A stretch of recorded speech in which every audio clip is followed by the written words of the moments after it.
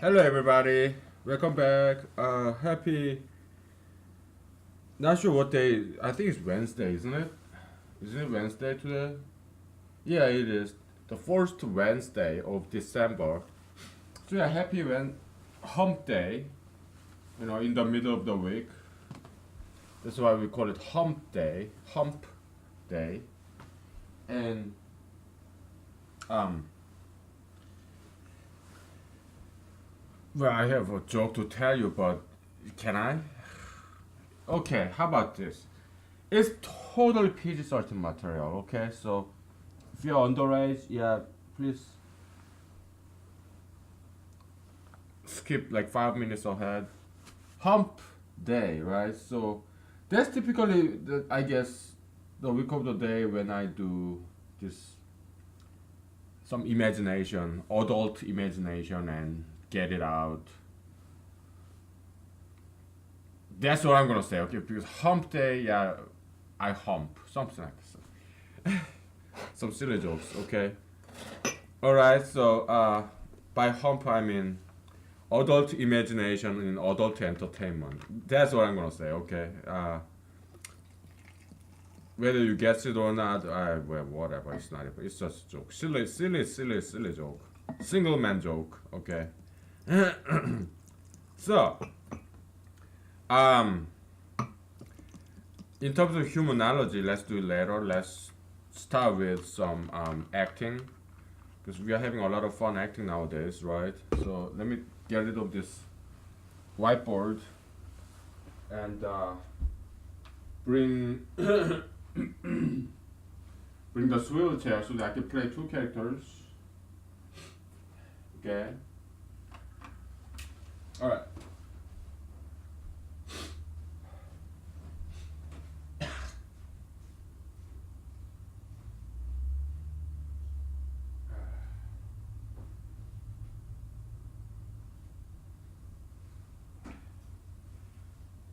All right.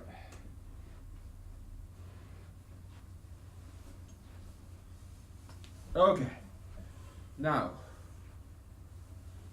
we're going to play some fun acting. Okay. One man playing two characters. All right. That's what we're doing. So this gentleman's name is. He has three names. He has first name, middle name, and last name. Okay. His name is Adam, Andrew,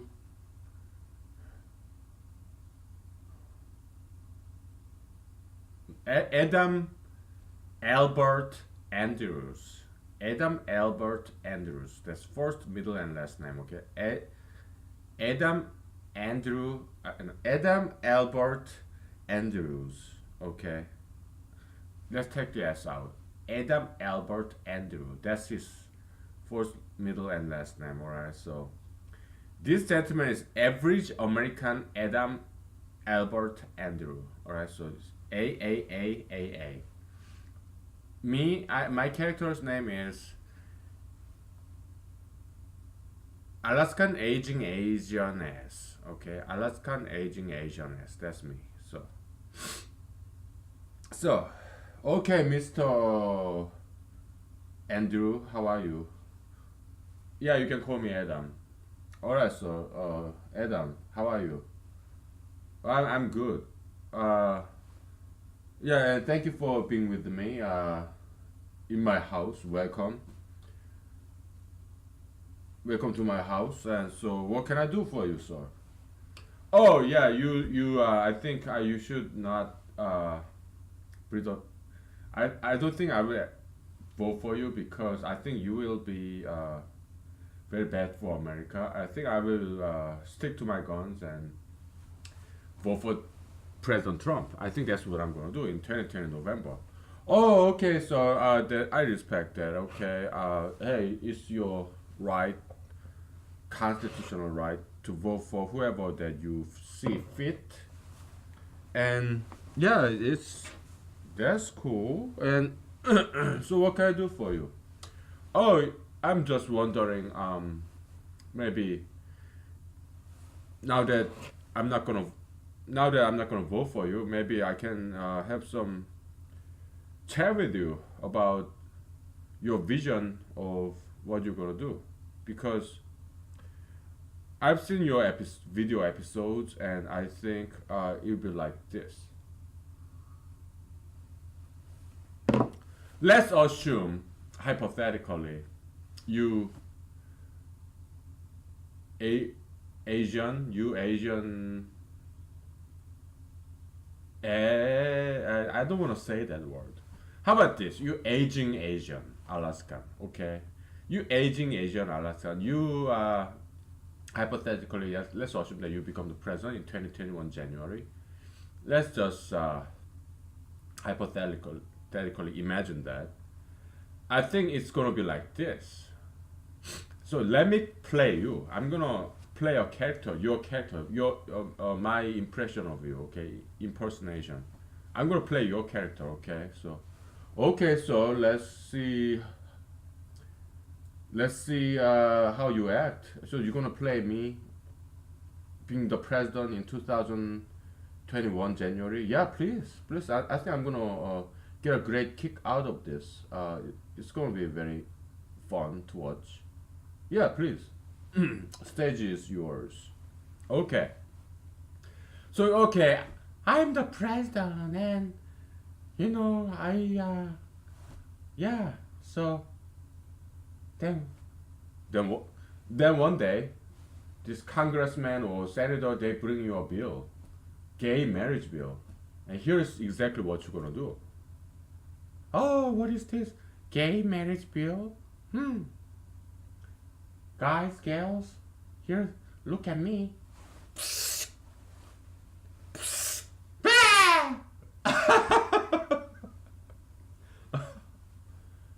I think that's what you're gonna do, right? So, okay, so let's say next day, congressmen and congresswomen and senators, United States senators, they will come knock on your door. Hey, Mr. President, we wrote another bill. Would you sign this for us? And here's what you're gonna say, probably. Oh, what now? Let me look. Ah, tattoos and piercings Anti-Discrimination Act. Hey, look at me, cameraman. Where are you? Yeah. Look at me. Look what I'm gonna do.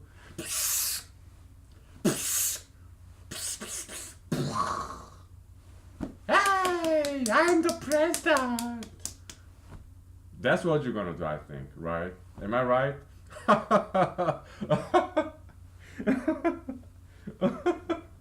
So, are you gonna say? Are you saying like when I'm the president in 2021 January?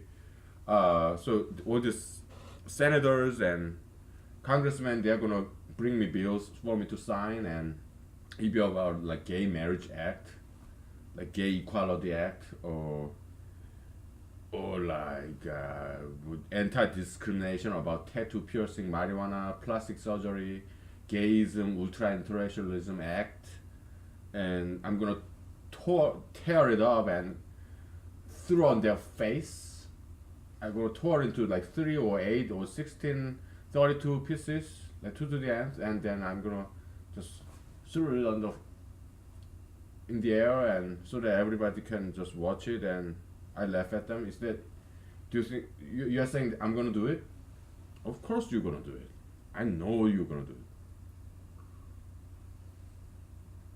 it, right? Because you're taking this job, the job of the president, as a joke, aren't you?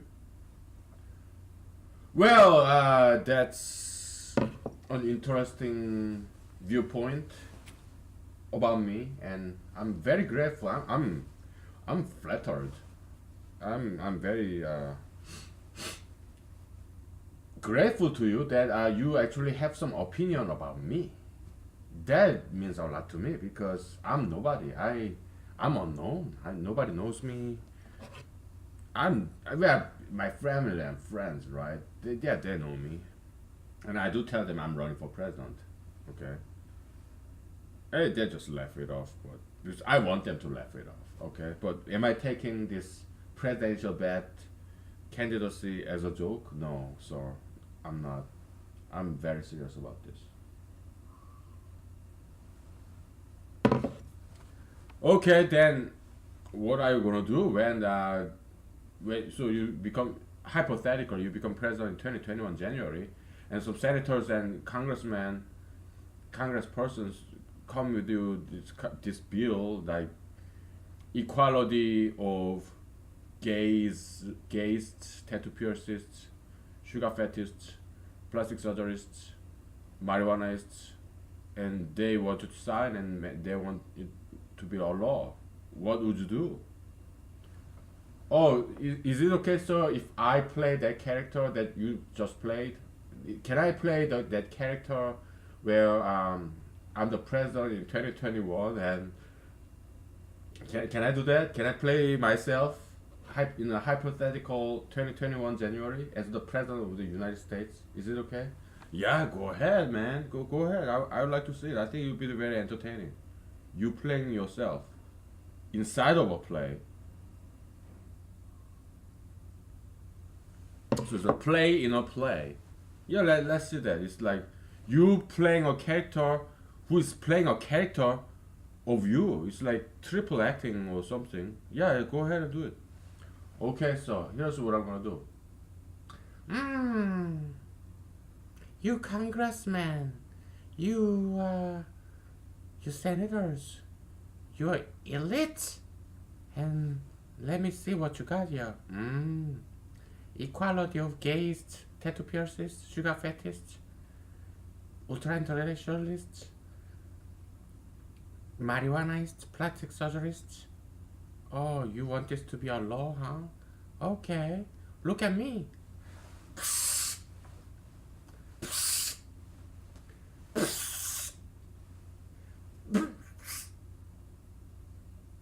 You know what?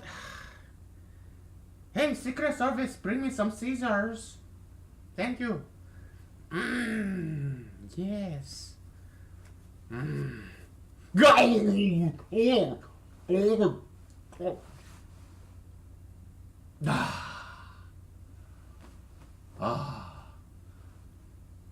you know what I just did? I ate the devils.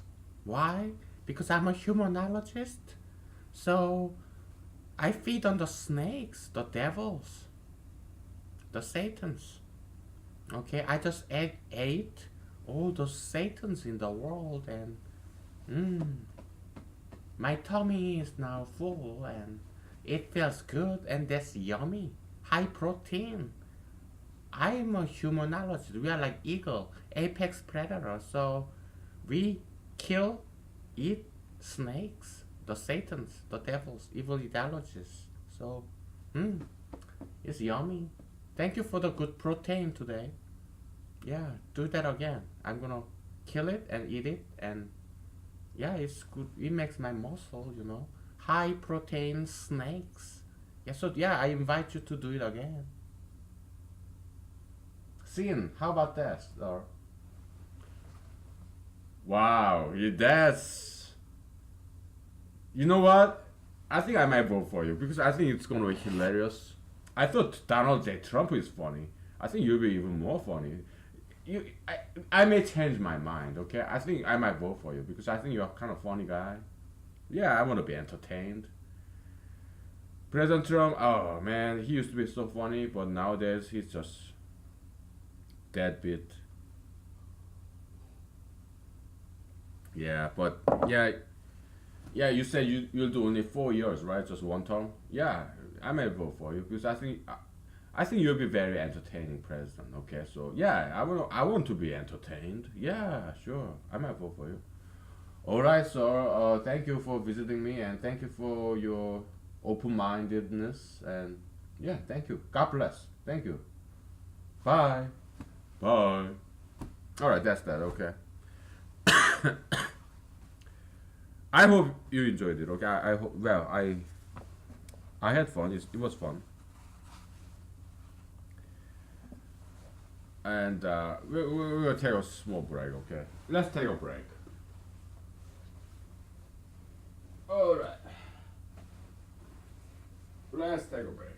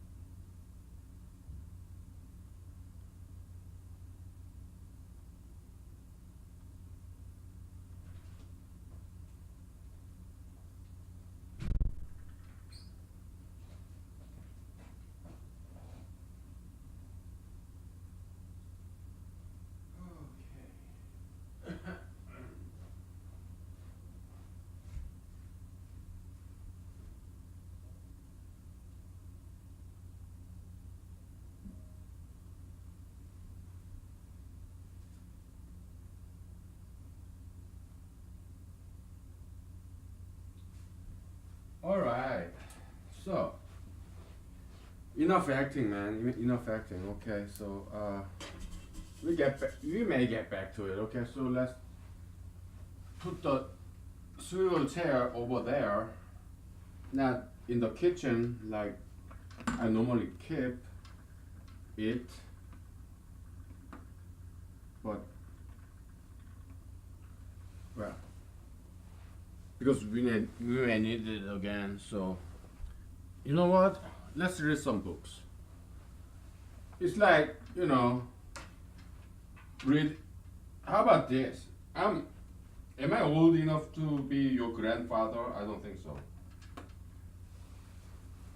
But I'm gonna read you some books, like bedtime story.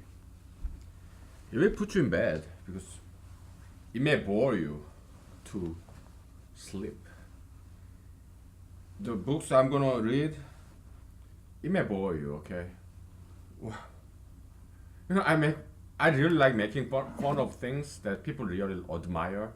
So, what book do you think I'm gonna read now?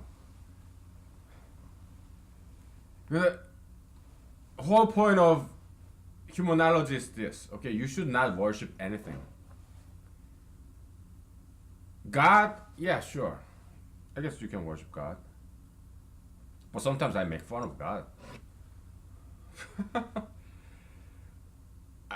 I want you to stop idolatry because Jesus, God, Christianity, Bible, Holy Spirit, it could be idols. Okay, by idolatry, it means like blind worship. Okay, that's not good for you. Okay, you want to be critical of everything, including yourself. Okay, so the book I'm gonna read that might put you into sleep is what? I'm gonna give you like 5 seconds. Till I get this copy in my hand. Where is it? What book do you think I'm gonna read to you that might put you into sleep? Hmm. And it may insult you if I say so. Oh, this book is so boring. You may fall asleep. U.S. Constitution, okay? U.S. Constitution. It's a good book, but I don't want you to blindly worship it, okay? So, I'm going to review some parts of U.S. Constitution.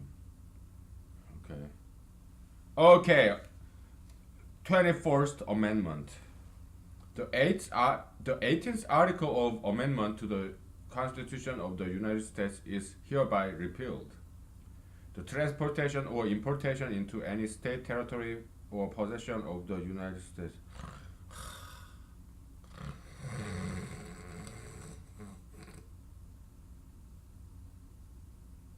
Yeah.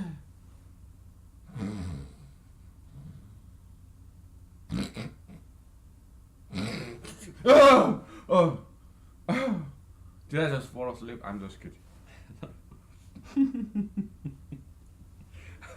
You may think I'm some kind of devil, Satan, the worst element, not just in the United States, but in the everywhere in the world, throughout entire human history.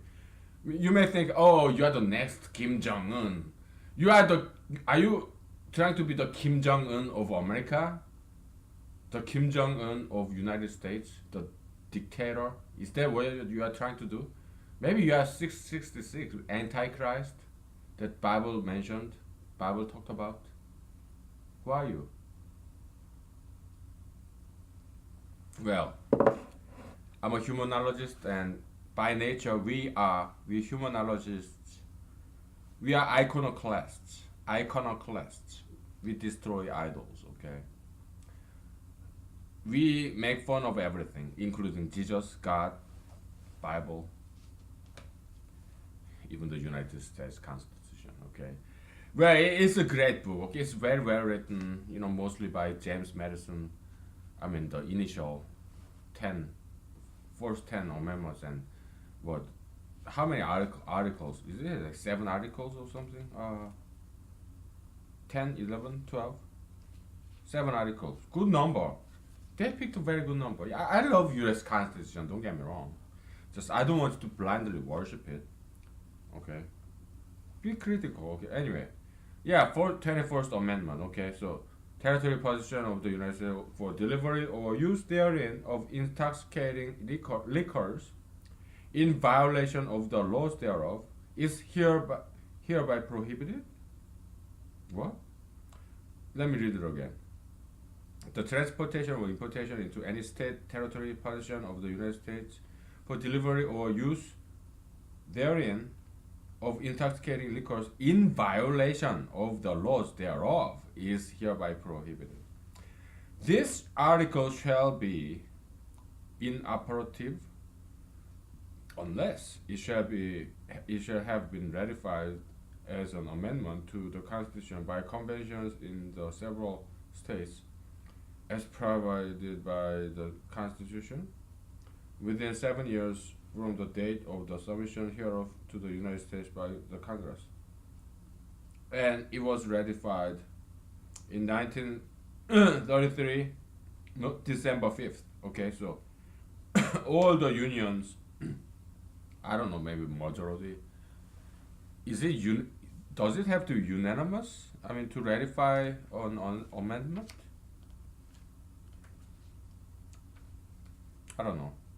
Okay. Article 7. Ratification of the Convention of Nine States shall be sufficient for the establishment of this constitution between the states, so ratifying the same.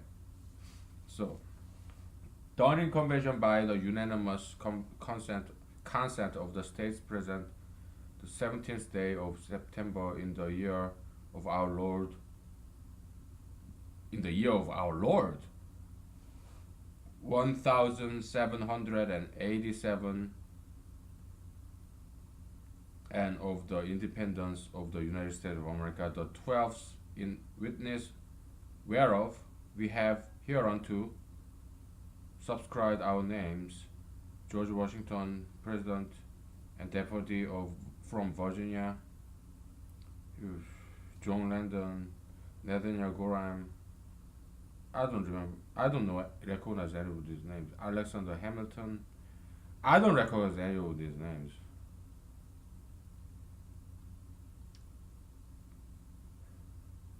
James Madison Jr. from Virginia. Is that the James Madison who wrote this Constitution? I don't know. But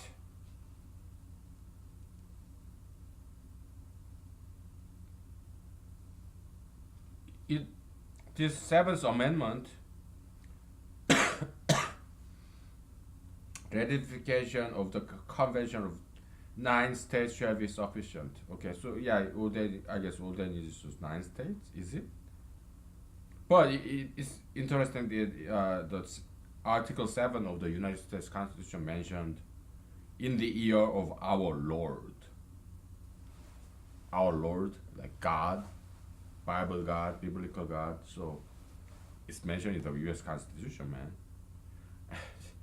Funny because the First Amendment kind of prohibits, state religion, establishment of religion, state religion. Kind of funny. Okay, so U.S. Constitution ratification. What's the requirement?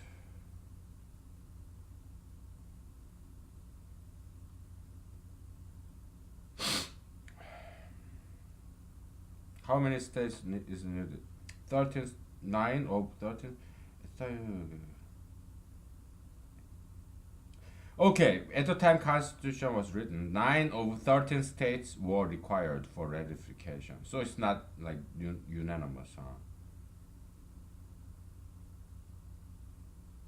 It doesn't have to be unanimous, I guess. It kind of need to be kind of supermajority. Is it supermajority?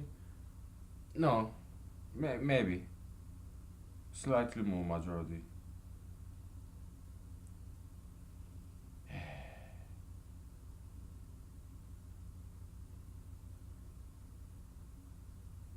I don't know. Out of how many? Out of 50, 3/4. Okay, supermajority, I guess. 3/4. 3/4, like what? 75% need to agree with the brand new amendment. All right. For it to be ratified. Oh, learning something new every day, man. Woman.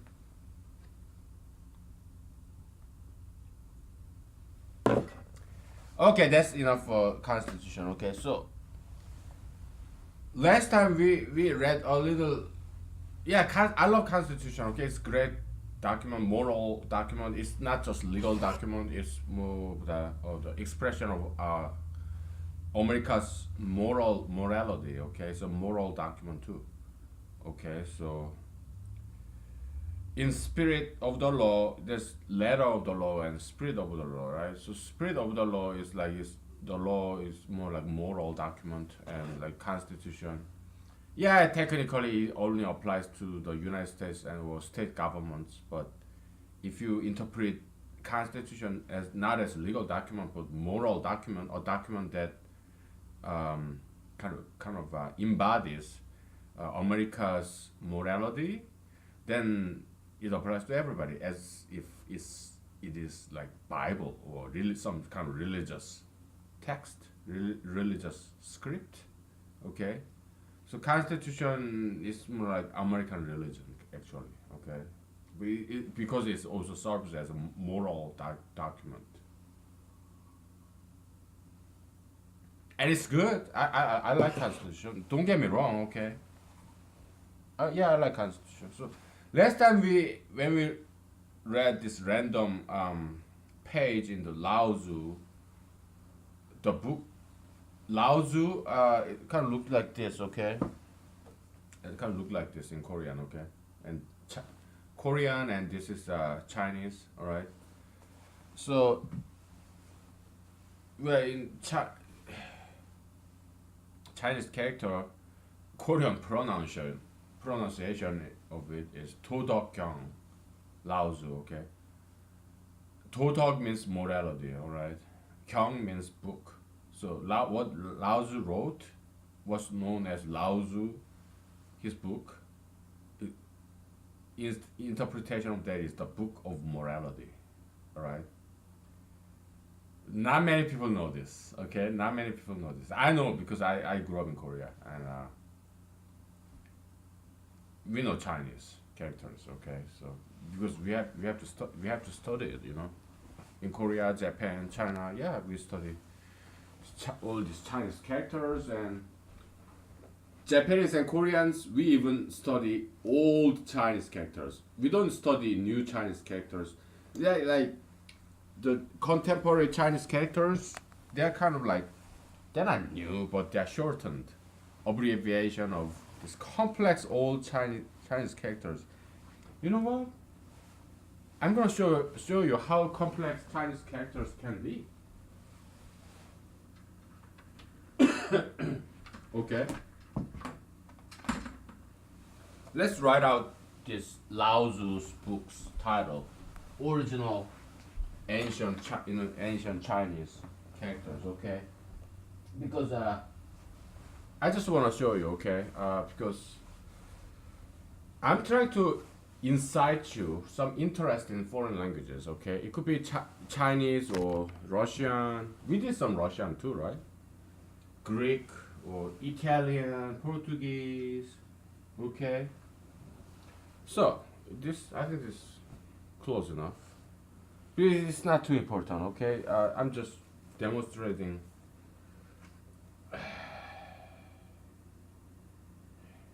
I think I can memorize this. I used to memorize this how to spell this Chinese character, because these are the characters that just fairly common. Okay. Just one more time. Then I'm good. Okay. Sure.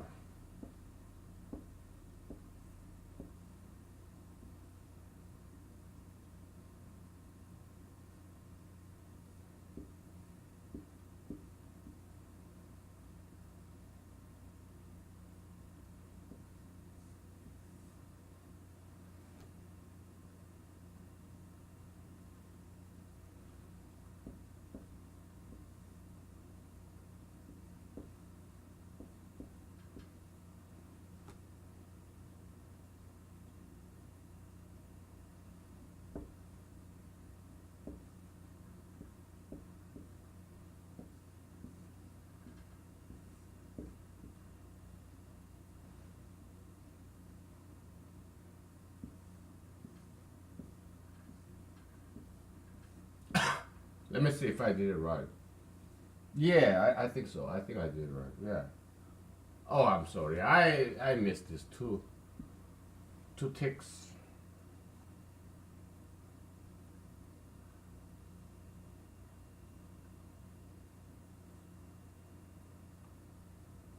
Okay, good enough. Yeah. Okay. So this is the title of Lao Tzu's book. Okay, and this, the first character is Tao. You know, the way, road. Okay, street, the way. Okay. It's kind of like English. Okay, English word way. it has some metaphysical connotation, right? Oh, it's the way, the philosophy, the way to go, man, that kind of stuff. But way also means road, street, more physical sense, object, right? But the metaphysical sense is like philosophy, like way, pattern, like paradigm or philosophy or your principle. Yeah, in Chinese or Asian culture, yeah, Tao, it means the road, like street in the physical sense. Also, it means the metaphysical sense, way to do things, Yeah, same thing. So it's a Tao in Korean. We we pronounce it. This is like D, Korean D consonant. This is like O, like Do. Okay. Dog. Dog means in Chinese. It means virtue, like value, good value, virtue, as opposed to vice. Okay, so dog. Yeah. Well, I don't know how to pronounce it in China. Okay. So again, D, right? This is like O, vowel. Okay. Talk. This is a Korean K or Korean G. Okay, talk, to talk. And this one is like book. So it's a book of the way of virtue. Okay, but to talk, just two words combined, it means morality. What is morality in Chinese? It means the way of virtue. Okay, that's morality. That's how Chinese define it. Okay. Kyung is Korean pronunciation of this Chinese character is Kyung. This is a Korean G, okay, and this is like Y or like Yo. Kyung. This is like NG, all right.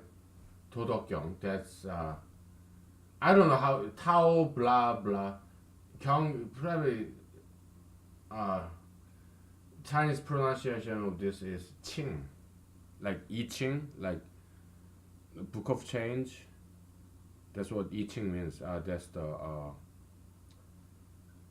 Did I tell you what I Ching is? I Ching is like. Do I have I Ching here? No, I don't. Oh.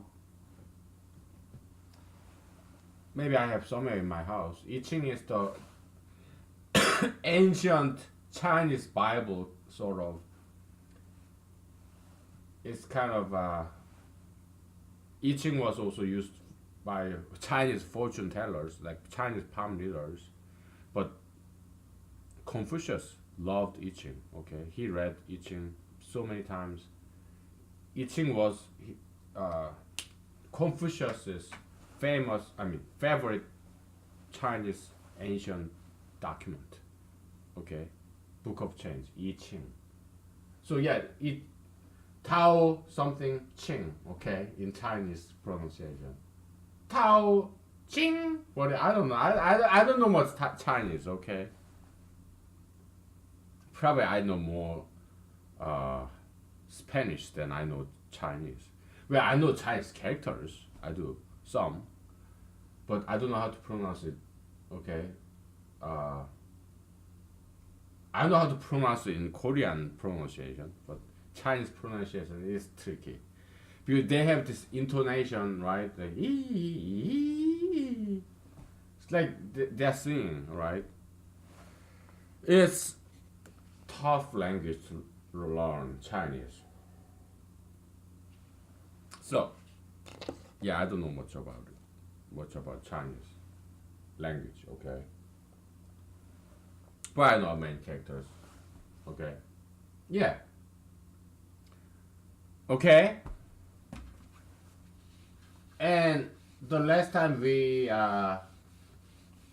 I kind of like this distance between me and this whiteboard. Maybe I will just keep at this distance. But when we do mathematics, yeah, we have to bring it closer because we're gonna write a lot, right? But for now, we are not doing any mathematics. We are just reading books, so that it's like bedtime story. Just think of me as your dad, grandpa. Although I'm not old enough, Although you and I have different races.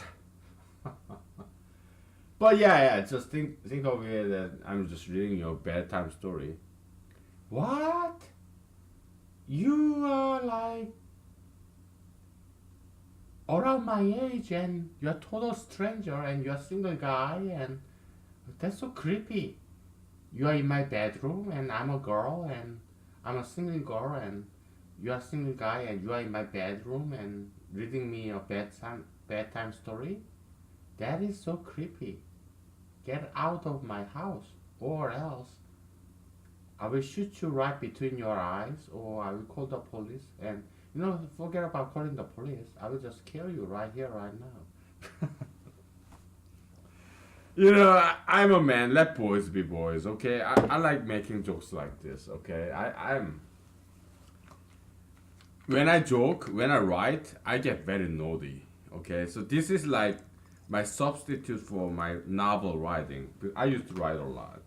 Okay, and my novels they are out there. Okay, I use my pen name. Probably you'll never find it. Okay, but it's out there. It's available 24/7. Okay, but yeah, nowadays I don't write. I do this instead. So this is like my writing. What is writing? Yeah, I say something, right? I just need to type it up. This same thing as writing, okay? And yeah, when I write or when I do this, when I do play, acting, yeah, I get very naughty, playful, okay? I like it spicy, okay? I grew up in Korea, so yeah, we eat kimchi and all these hot, spicy ramen noodles. That's just me. I like it spicy, okay? So, and also let boys be boys, all right? So, what were we gonna talk about? Yeah, Lao Tzu. Okay, Lao Tzu. We read this some random page in the Lao Tzu's book of morality, book of ethics. He said, ruling a country is like boiling a small fish. Okay, let's try to interpret that. We don't know what he meant by it, but at least we can attempt as a humanologist, as a philologist, as a uh, interpreter of ancient text. That's what philologists do. They interpret old ancient text. And Friedrich Nietzsche, you know, German philosopher, he was philology. He studied philology. Okay, yeah, he read all this Greek text or Latin, Roman text. He studied those things. Okay, when he was in college or graduate school. Okay, so all right. Let's try to interpret this. Okay, so yeah, that's very Taoism. Lao Tzu is like the founder of Taoism, right? Yeah, it's this macro universe, macrocosmos. It's same as this microcosmos. Okay, that's very Taoist philosophy. We human being we symbolizes the universe, just one person. Okay, and the universe is also bigger version of this one person. So universe and the one person they are pretty much same thing. Okay, so in chaos theory, they talked about this because one branch of chaos theory was Benoit Mandelbrot. Was he Hungarian? He fled Europe and he came to America, right? Because probably during the Nazi Germany. I don't know, but from this Bourbaki formalistic this mathematical movement, he fled that. I read from this book Chaos by some New York Times journalist, and it was very well written book. Used to be a New York Times bestseller, not surprisingly. Not just because he was a New York Times journalist, but yeah, it was a well written book. I read that book when I was in Korea, when I was in high school in 1990s, and because it was a very popular book in Korea, It was translated into Korean, and yeah, the book called Chaos. It's about chaos theory. Not just chaos theory. It's about contemporary in 1980s, 1990s scientists in America. Okay, what they were doing. Okay, it was their theories. So, and he wrote about this mathematician who later became a Harvard professor in mathematics, Benoit Mandelbrot. Okay, yeah, he's a great mathematician, of course, and so this Mandelbrot, he is the kind of like founder of this fractal geometry. You've seen all those pictures, fractal geometry. But of course, he was not the first. Before him, there was this Koch, or Julia said, Koch's uh, snowflake, right? Let's do it one more time, okay? Koch's recursive snowflake, okay? Kind of look like snowflake. So, the point, why am I mentioning this when we are talking about this Lao Tzu's philosophy? That's what we do as a humanologist. We bring it all together, West and the East, East and West, Oriental, East, and Occidental, West. And we bring religion and science all together. Okay, philosophy, science, mathematics, we bring it all together, okay? We find some common denominator, something common, okay? That's the magic and power of humanology, okay? So yeah, it's this, this local, this small microcosmos is the same as this big macrocosmos.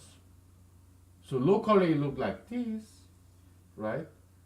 But globally it kind of look the same, okay? You have one big triangle and side branch, right? And you have bigger triangle and a big triangle here, okay? So local, the microcosmos is kind of look the same as the macrocosmos, okay? So that's the whole point, all right? So Lao Tzu, he said, ruling a country is like just like boiling a very small fish. Okay? So, ruling a country is something big, and boiling a small fish is something very small, right? You have this pan, right? You put water in there and you put a small fish there, and you're boiling it, right? Back in the days, they had this fire with wood. They have to blow this.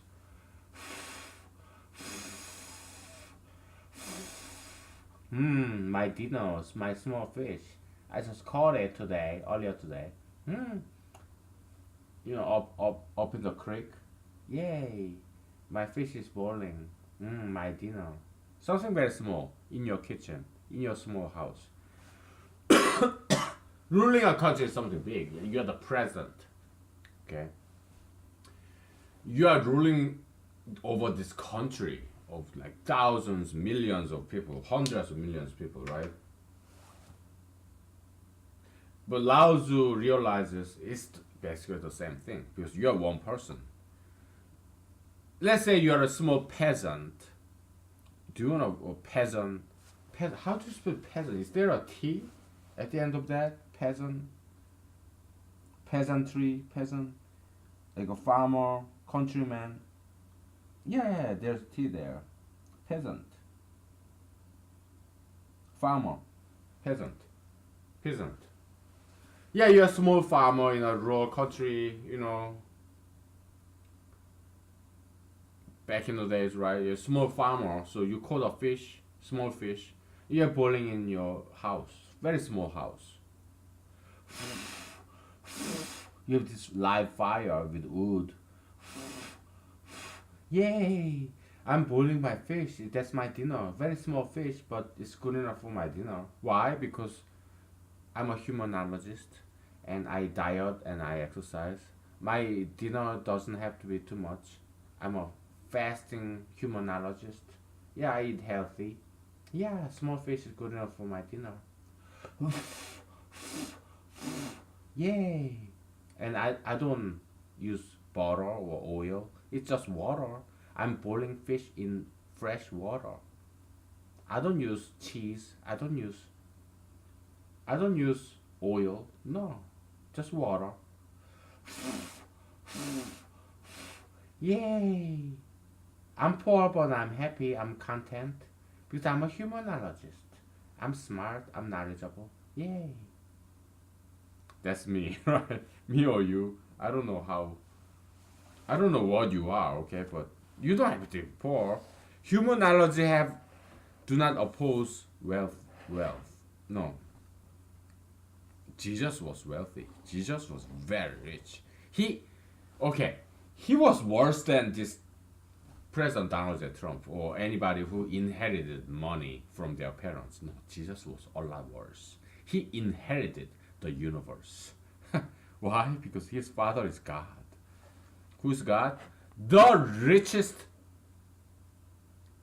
I almost used this MF. Okay? PG 13. Can I use it? Okay. God is. Who's God? The richest. I'm not gonna use MF because that's so disrespectful for all our mothers. No, I'm not gonna use that. It's not respectful. Mothers, they're our heroes, okay? We don't want to use that term, okay? Because we don't want to insult our mothers. I mean, without mothers, humanity does not exist. We are all born onto the wombs of our mothers, okay? So I'm not going to use that term. Okay, who's God? The richest, the wealthiest asshole in the universe. Okay, he is the richest. He owns the universe. Jesus, Son of God, inherited that, the universe, because he's the Son of God. He is asshole Son of God. Okay, I'm not gonna use this MF. Okay, that's Jesus. All right, he have everything in the world. Worse than Donald J. Trump, who inherited some what couple of $1 million from his father. Come on, Jesus, he owns everything in the universe. Trillionaire. Jesus is the only trillionaire or whatever. Okay, so that's Jesus. You're rich, yeah. Don't give out money to the poor. No, humanology does not approve free handouts because that's all only spoil the poor people. Don't ever give money for free. Okay, create jobs, create brand new industry, job, company, let them work. If they work, yeah, then give them salary just like anyone else and just like any good businessman. Don't get rid of your wealth. Okay, create jobs with it. Right? Okay. Oh, what about Jesus, who said, "Oh, to this young man, oh, give out all the poor your wealth and follow me." Well, we interpret it in a metaphysical way, and that's what I'm doing. Okay, I have this rich knowledge of humanology. Okay, I'm giving it to you for free, so that I can move on to the next stage of my life. What is it? Well, hopefully politics. If I had to become the president in 2021, do you think I'll be doing this? I'll be too busy, right? This place is humanology video series. Is like my brain dump. Okay, I'm telling you everything that I know. Okay, I'm even telling you things that I don't know yet because sometimes we improvise, we come up with some nice humanological equation, something that I didn't quite think of before. Okay, so I'm not hiding anything to you. Okay, and also there are things I have learned in the past, but I kind of forgot. All right, so okay, so yeah, boiling a small fish as a small peasant, small farmer in the country, or you are as the president, of the United States, ruling the country or even ruling the world, it's like this. Yeah, you're boiling, you put water, you have a pan, right? You cut off small fish, and you pour water, and you constantly blowing this fire because this small peasant in the country is just doesn't is too poor to have electricity or gasoline, so he have to burn woods. Guess what? That's what many Alaskans do, even today in 2018. Okay, yeah, there are people in Alaska who live far away from civilization. That's one of the things that really fascinated me, who drew me to Alaska. I was so fascinated. Just some of the Alaskans, they're like to me American heroes. They live in outback country without electricity, without no nothing. Okay, they burn woods and they hunt and gather. Okay, some Alaskans actually live it like that. No running water, no nothing. Okay, they built their own cabins and they go out and hunt animals and they pick berries and they store it, process it, like make a jam or something, so they last all winters. And during the winter, yeah, they go out again and catch some fish. They drill, punch down the frozen river and they fish or they hunt animals and they burn, yeah, woods. Okay, some many Alaskans actually live it just like that. Okay, so that's what really fascinated me. That's why I came to Alaska. Okay, I had to check it out, man.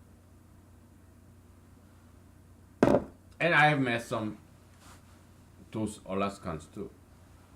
Okay, who live without electricity, without running water. How they do? They're very inventive. Okay, so they bring water from river and they put up there so that they use the gravitation. That's their water, running water. Okay, and fire. Yeah, they use fire. They burn woods. Okay, fantastic people, man. Fantastic. The true American heroes. Okay, the real American pioneers, frontiersmen. Okay, frontiersmen and women. Okay, so fantastic. Okay, so yeah, in principle it's the same because this farmer is just one person, small peasant who's cooking his meal, just small one fish for his dinner. Just one man, right? And you, the president of the United States, you're also one man. Okay, so how do you rule the country? Well, you only eat 3 times a day, just like this small farmer. You only you only have 24 hours a day, just like this small farmer. Although you are the president of the United States, and you sleep what 5 to 8 hours a day, just like this farmer. It's the exactly same thing. Okay, so that's the one interpretation of this Lao Tzu. All right, something really cool. Okay, yeah, big thing, small thing, macrocosmos, microcosmos, is the same in principle. All right, let's take a break. Okay, let's take a break and let's think about what to do next. Okay, we will take a break. Okay, all right. Yeah, my back is feeling better. Okay, thank you for your concern. As you can see, my back is doing better. All right, thank you. Thank you, thank you, thank you.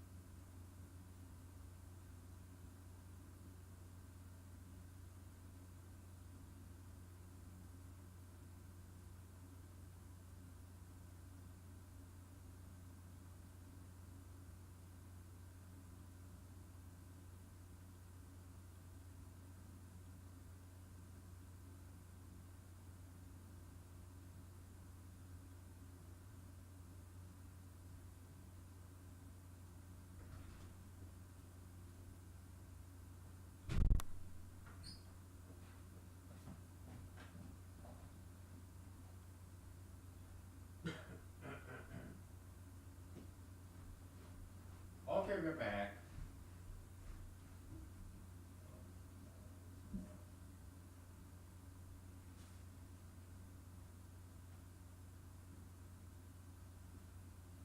Let's keep on reading, okay?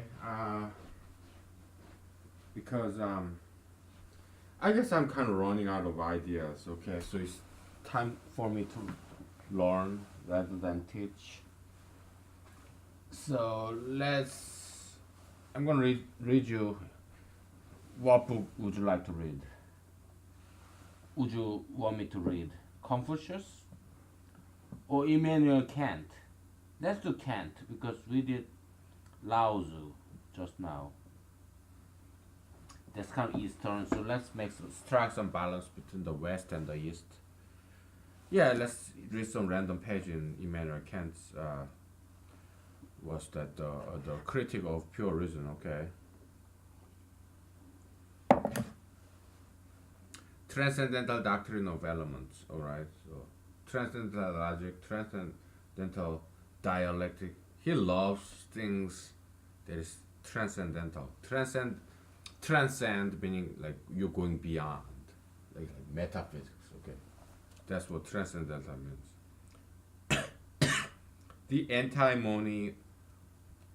antinomy of pure reason, section 9, of the empirical use of the regulative principle of reason with regard to all cosmological ideas. Oh, such a long-winded subtitle, Mr. Kant. Maybe we'll have some interview with Mr. Kant. You know, that acting gig.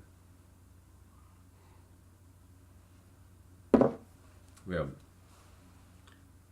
whatever. No transcendental use, as we have shown on several occasions, can be made of the concepts. Concept, okay, we have concept here. Concepts, either of the understanding or of reason, and the absolute totality of the series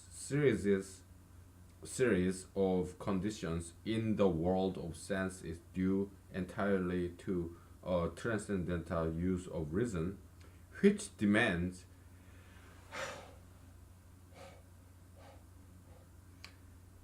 we are still reading the very first sentence of this chapter, okay? It's a long ass sentence, okay? So let me start again.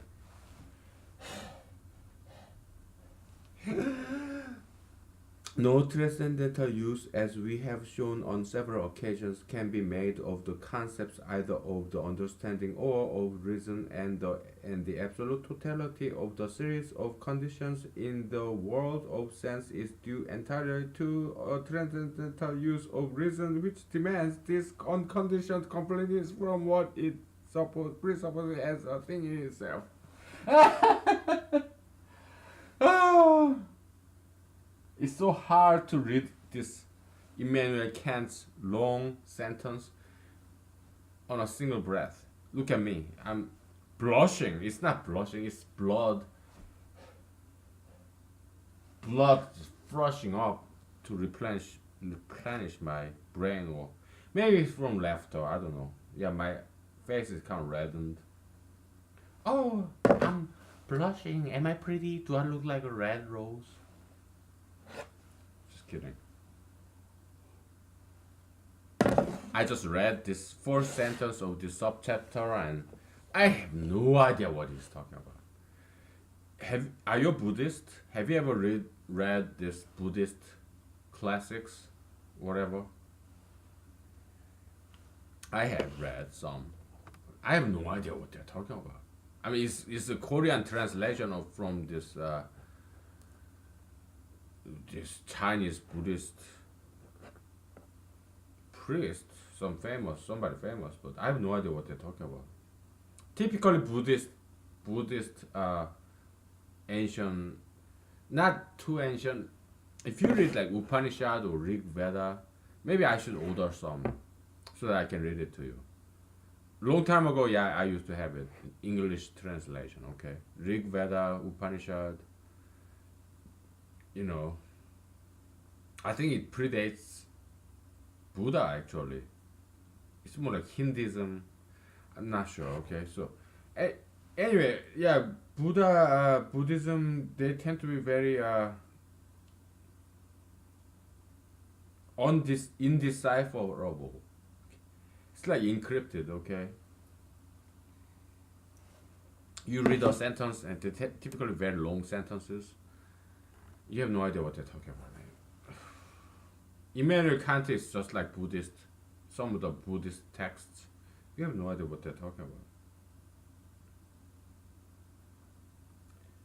No transcendental use, as we have shown on occasion, can be made of concepts out of the understanding of absolute totality of serious conditions in the world of sense is due entirely to transcendental use of reason, which demands this unconditioned completeness from what it presupposes as a thing in itself. Okay, okay, I'm kind of getting it. Okay, at least I'm capable of interpreting this sentence like in humanological way. Thing in itself, right? So yeah, Immanuel Kant is like what a priori, a posteriori, right? It's like intuition versus, it's like nature versus nurture in psychology. Okay, so yeah, psychology has some validity. It's just maybe 1% of psychology is a little bit valid. I'm so stingy, miserly. I don't want to give it too much to psychology. Even, okay. Yeah, nature versus nurture, something you're born with, something or something you experience. It's like rationalism, nature, versus empiricism, like nurture. Okay, something that is innate in your genes, or something you learn, acquired trait. Okay, so basic instinct. There was a movie about that with Sharon Stone, I guess, and Michael Douglas or something. Yeah, basic instincts, whatever. Something that is programmed in your brain, in your gene. Okay, like animalistic, like physical things, like biological, your instinct. A baby is born, right? Nobody taught the baby how to suckle on its mother's breast, okay? But it suckled the mother's breast, not just human baby, any animal, okay? Even some animal, they start to walk right after they are born, okay? Or they start to swim, like fish. Right after they are born, they start to swim, right? And they start to breathe under the water. So those biological things is all genetically programmed in the brain, in DNA. Okay, something innate, inborn. But there's something that also you learn through experiences, right? Have you ever been in this pristine forest? You just dip down your feet on a nice creek, and all these baby fish, they come and pick on the dead skin of your feet. Have you ever had that experience? I have. Yeah, in Korea. But it doesn't matter what country you are in. Okay, you go to this forest, deep forest, and it's hot summer, and you're hiking, and you take off your shoes, your socks, and you dip down your bare feet in the creek, and there are all these small baby fish. They come and gather around your feet, and they pick on the dirt and your sweat and fungus underneath your toenail and your dead skin on your feet, on your sole and your ankle. Yeah, because to those baby fish who have never seen a human being in their own lives, which is could be like a few weeks or a few days. They don't know human being. They don't know how dangerous we are to them. They don't know we fish and we catch fish, like their mother, their father, their The fish, baby fish's father, mother, or grandfather, they don't know that. They're so innocent, naive, and ignorant. So they come to me, they come to you, they come to us and pick on our feet, bare naked feet under the water in this small creek. Have you ever experienced that? I have. Okay, in Korea. All right. Yeah. So, why are we talking about this baby fish who have never seen human being? Okay, no, nature versus nurture. Okay. Yeah. So, this fish, they just got born. Okay, they're baby fish. So, their instinct. Yeah, they know how to eat, how to breathe under the water.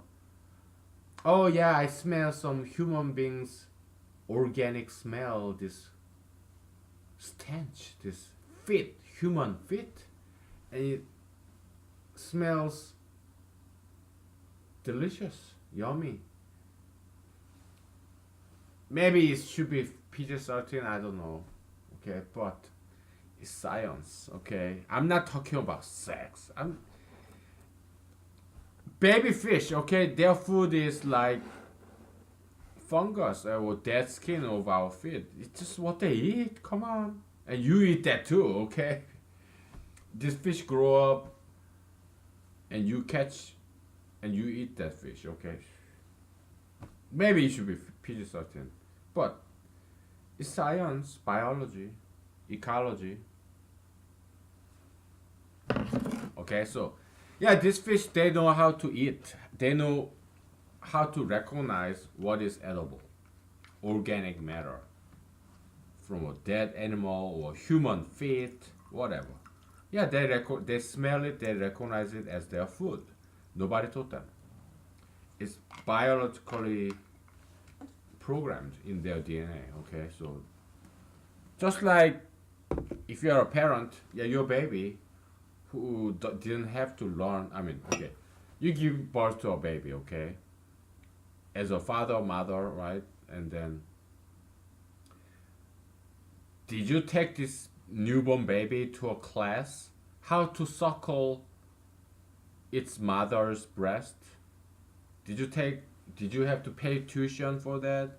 Oh, hey, baby, newborn baby, yeah, I'm gonna take you to a school, and there'll be a teacher, and this teacher will draw a diagram of a mother's breast, and then, and you, and then here's how you suckle your mother's breast. Yeah, the teacher's gonna teach you how to suckle your mother's breast, and thank me later because I paid for that class, you newborn baby. Yeah, this teacher's gonna teach you how to properly uh, suckle on your mother's breast without hurting your mother and without hurting yourself, and just no, that never happened, right? We are humanology. We are not fictionalists. We are creative. Okay, we make jokes. We write. We act. Okay. Yeah, that didn't happen, right? It has never happened. Has there ever been, in the entire history of the humanity? Right now it's 2019, so how many years? Maybe 10,000 years, 20,000 years. Or throughout the entire history of mammals. Mammals, what is mammal? Like milk, mama. Yeah, it's there's a baby, the baby suckle on mother's breast. That's mammal. Like bears, tigers, dogs, humans, lions, wolves, mammals, okay? They are mammary gland, okay? For a woman, they have mammary gland. Mama, mammal, milk, same thing, okay? Cows, yeah, all the same, right? The baby, yeah, deer, moose, okay? Yeah, the newborn baby suckle on their mother's breasts, okay? For milk. So, but in the entire human history or mammalian history, there has not been a single class about to teach a newborn baby how to suckle their mother's breasts proper in a proper manner, in a polite, civilized, peaceful manner. No, there has not been a single class about that. Okay, to teach newborn baby. Yeah, maybe there have been some classes to teach mothers how to uh, give your babies mother's milk. I guess there could have been books about that, classes about that, but there has not been a class that would teach newborn baby to how to suckle properly. Okay, they just know why it's programmed in their DNA. That's nature. Okay, DNA, inborn. Now, the like rationalism. Okay, the other side of coin is empiricism, experience, life experience, something you acquired trait rather than inborn trait, acquired trait, something you learn through experiences, empiricism, nurture kind of thing. Okay, so uh, in Kantian philosophy, he has this a priori and a posteriori. Okay, it's the same thing as nature versus nurture. Okay, so the hu- humanological interpretation of what we just read is this. Okay, so the thing in itself, a priori, you know, things that you are born with, your knowledge that you have never learned, but something you're born with, like programmed animalistic response. Okay, this is a posteriori, like things that you learn after you're born. Okay, your experiences, nurture, you know, empiricism. Okay, so I think what he tried to say in that sentence we just read is that thing in itself, you know, priori is just not enough. Okay, we need some experiences. Okay, so we need some a posteriori. You know, that's how we interpret that one sentence. Okay, and that's enough. Enough for today. Okay, we'll take a break and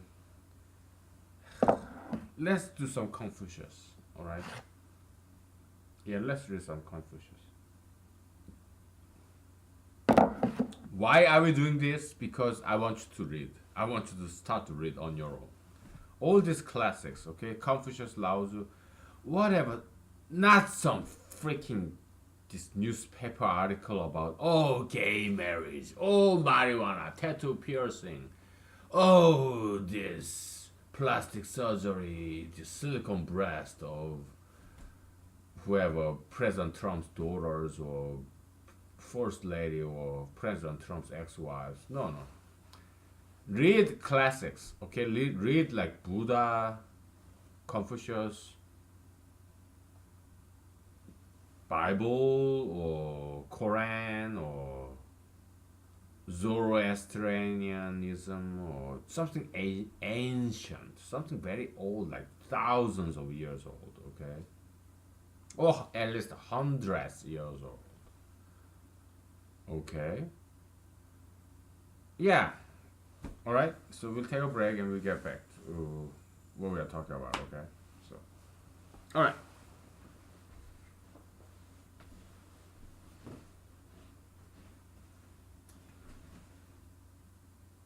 Let's ventilate some air, all right?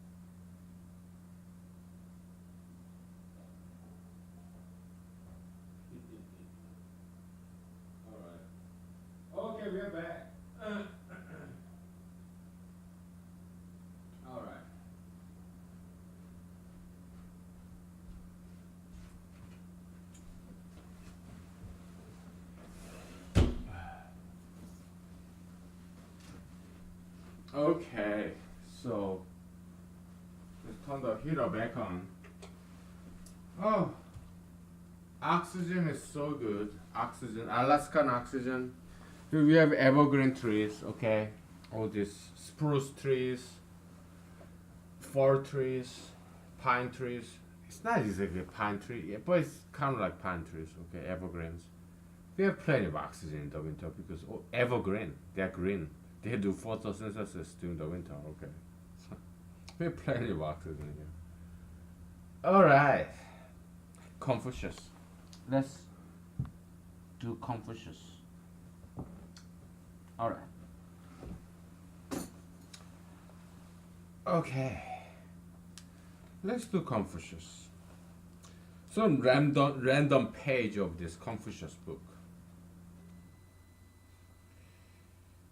It's in Korean, so I will have to interpret it for you in English. Though not many of you understand my English. Okay.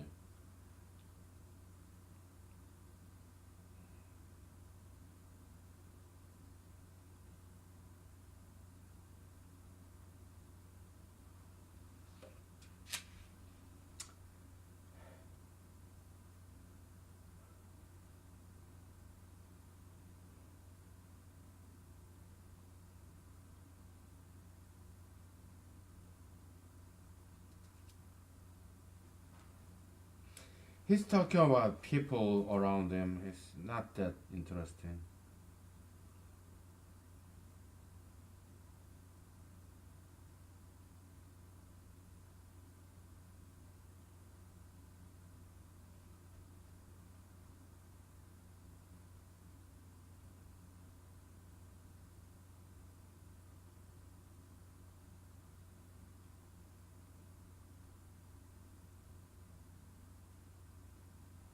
That's interesting.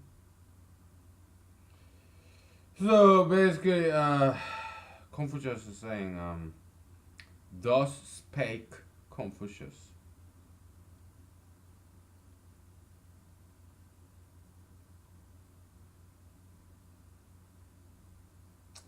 So there's this saint, Chinese saint. He was not ashamed. So Confucius mentioned this ancient Chinese saint who predated Confucius and who predates Confucius. Yeah, there's this guy, famous Chinese ancient saint, who was not ashamed of. I confuse like plural and tense, like present and past. Because English is my second language. Okay, so yeah, there's this guy in old China who lived and died before I did, and he was not ashamed to be among people who are a lot poorer than he was. So this guy was very high class, and he knew how to socialize with people with of lower class, lower classes.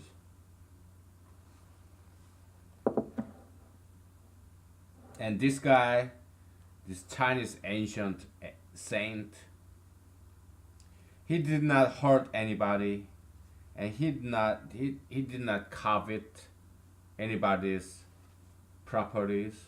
He was not jealous of anybody's uh, wealth. He was not jealous of people who are wealthier and higher than he was.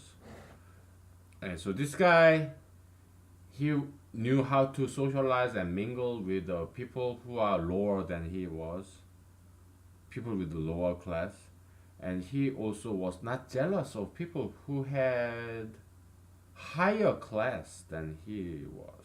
So I guess this Chinese ancient saint was kind of the middle class. So he was not jealous of the people of upper higher class, and also he knew how to mingle and socialize with people with lower class.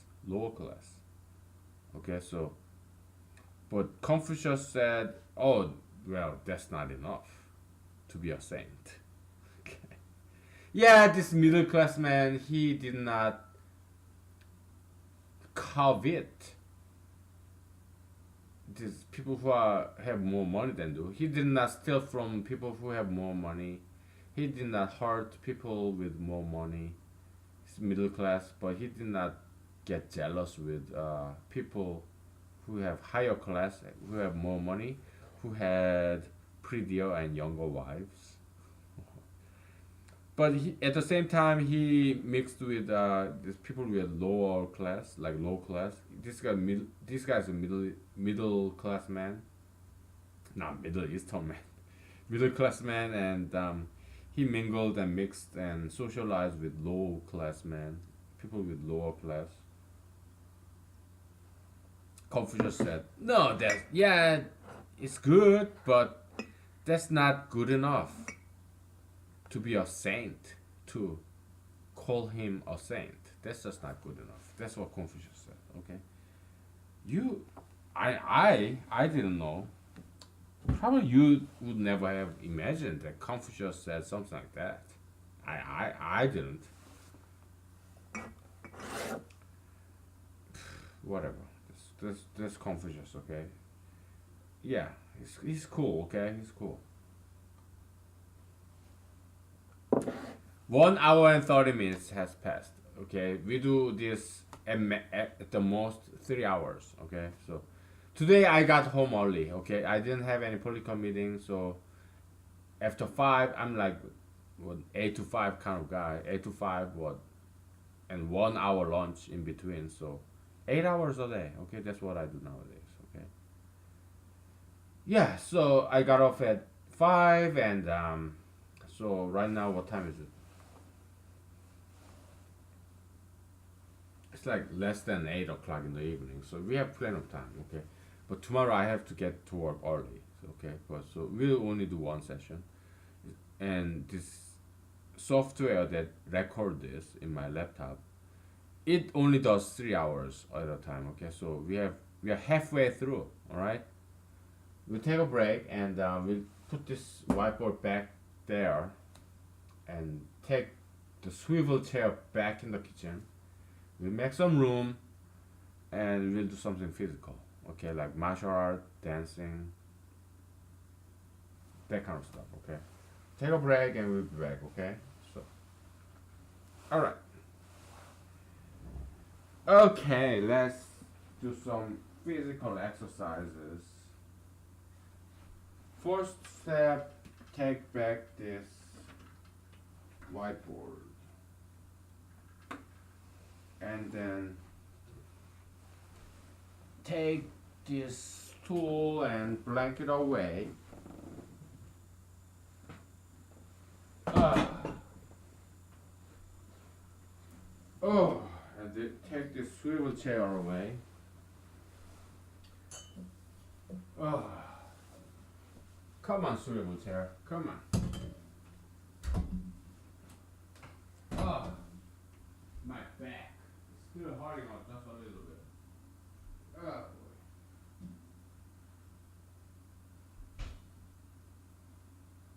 Ah.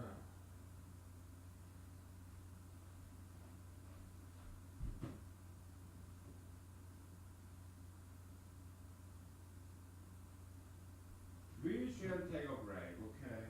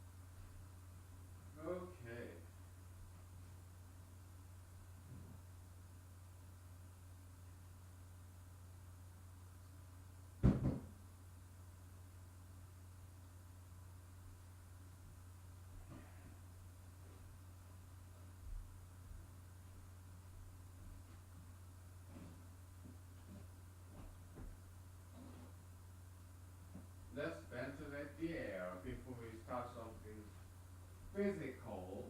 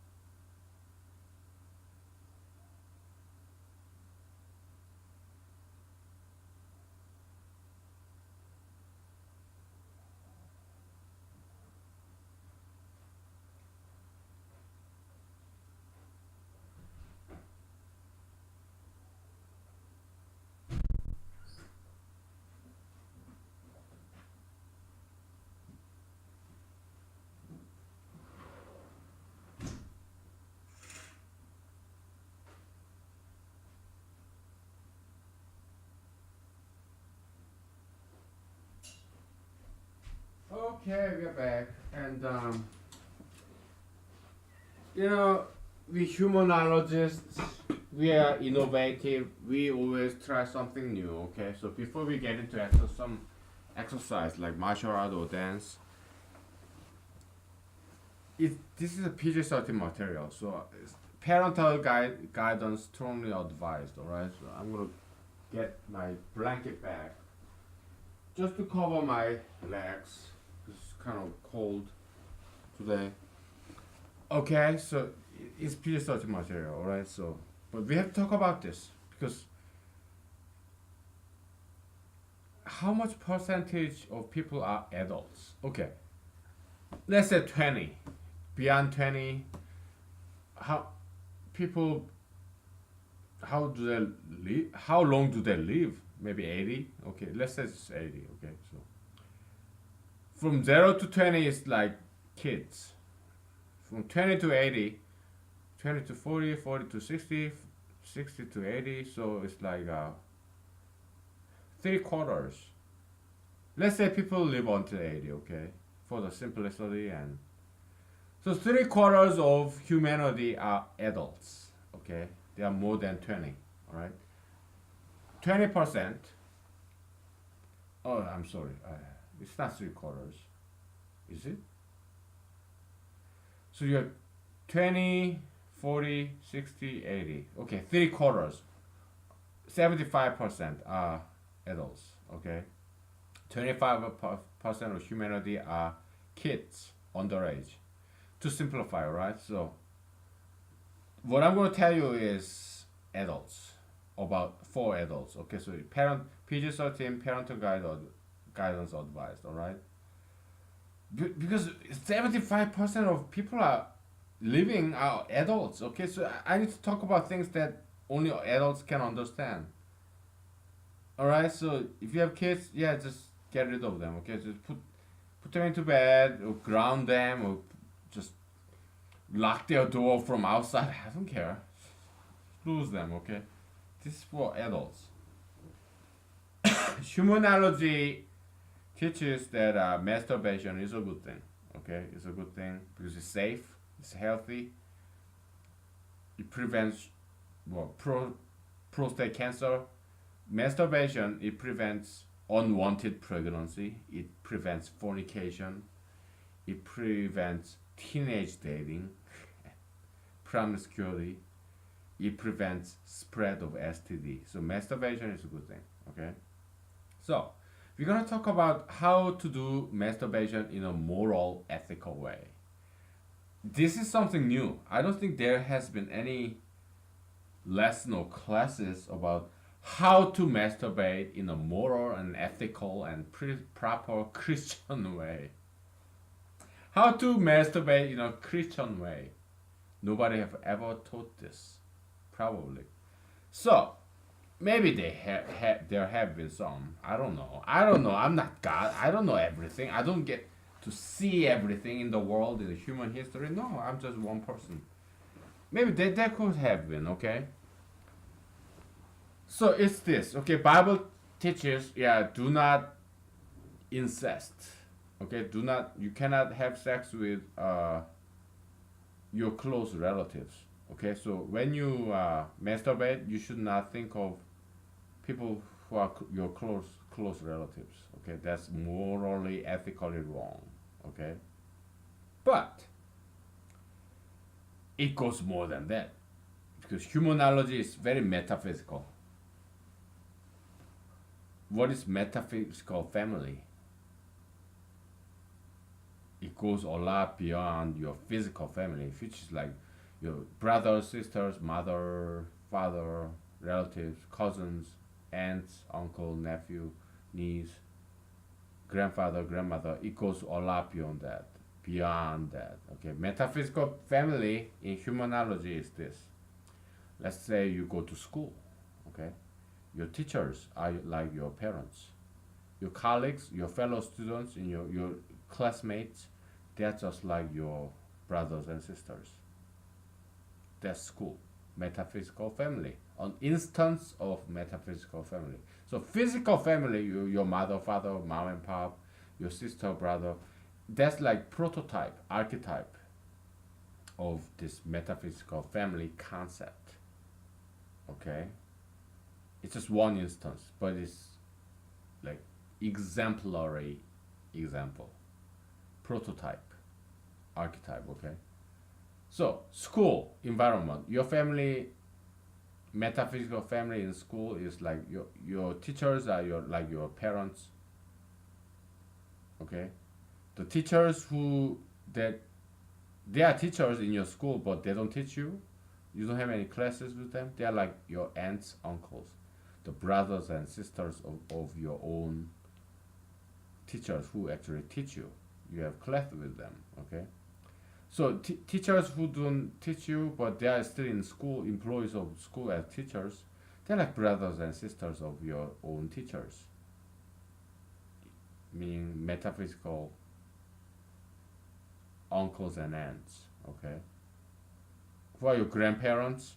Yeah, principals, superintendents of your schools, school officials,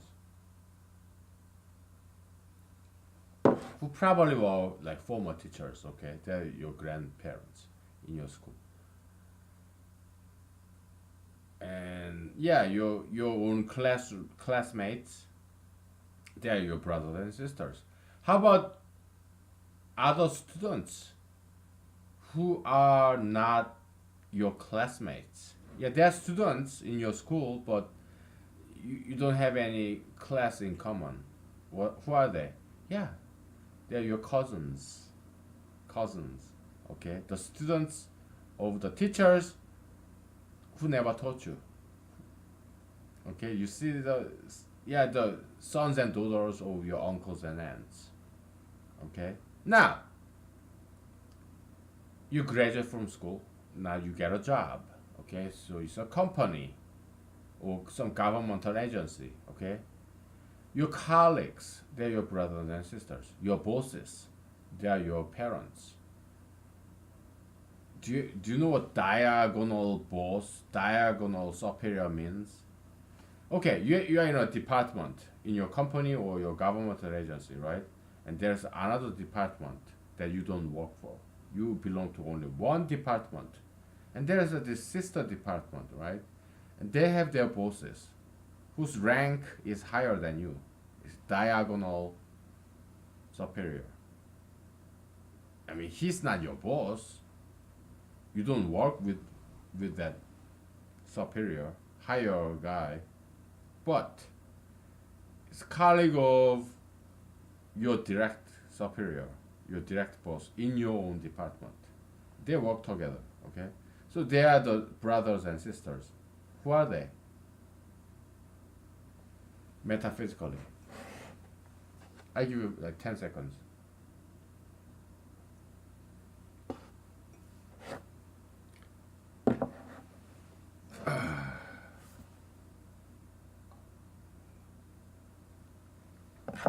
Your diagonal bosses, okay, the brothers and sisters of your parents, your superiors, your direct bosses that you report to. Who are they? The colleagues of the bosses that you work for. Who are they? Your uncles, your aunts, right? And who are their subordinates? Your cousins, okay? It's all the same because it's pyramidal, this triangular structure. There's you, your parents, then uncles and aunts, and you have grandparents, common ancestor, right? Then great grandparents. Okay, on the bottom line, you have you. Under your parents, you have your brothers and sisters, your siblings, and far away, a little bit, your common grandmother and grandfather. Under them, you have aunts and uncles.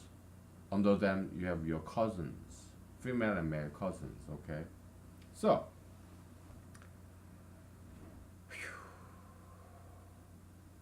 okay, that's that. All right, metaphysical family. Okay, metaphysical familyhood. Metaphysical family isn't metaphysical brotherhood, sisterhood, whatever. Familyhood. Okay, and then now we are applying Bible. Do not, thou shalt not incest. Thou shalt not commit incest.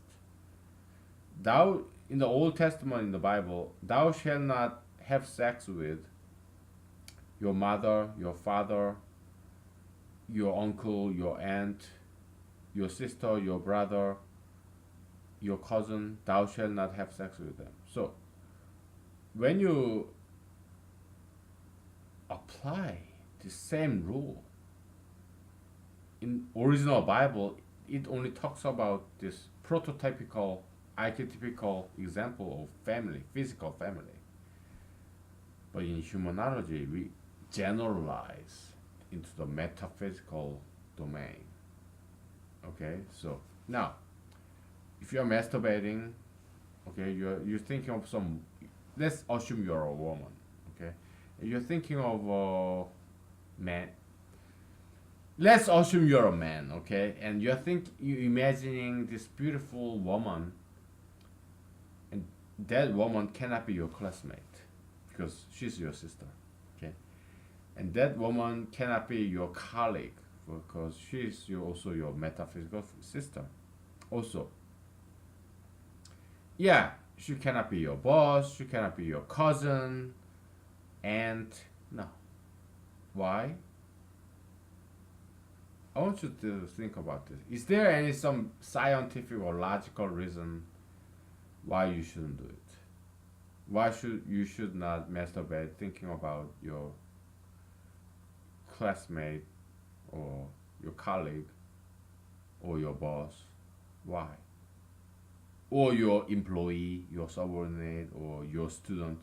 Why you should not have sex with them or even think about having sex with them? Why?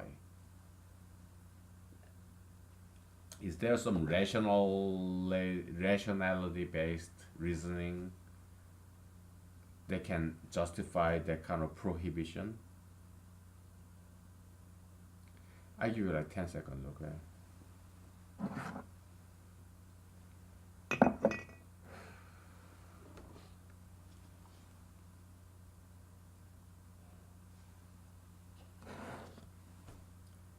It's this because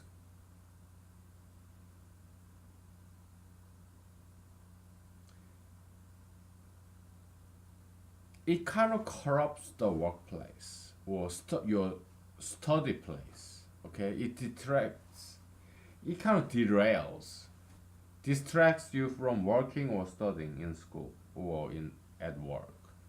Okay, so doesn't help you, it doesn't help them, it doesn't help anybody, okay? You wanna masturbate on somebody, yeah, think of someone else because it really bothers you, okay?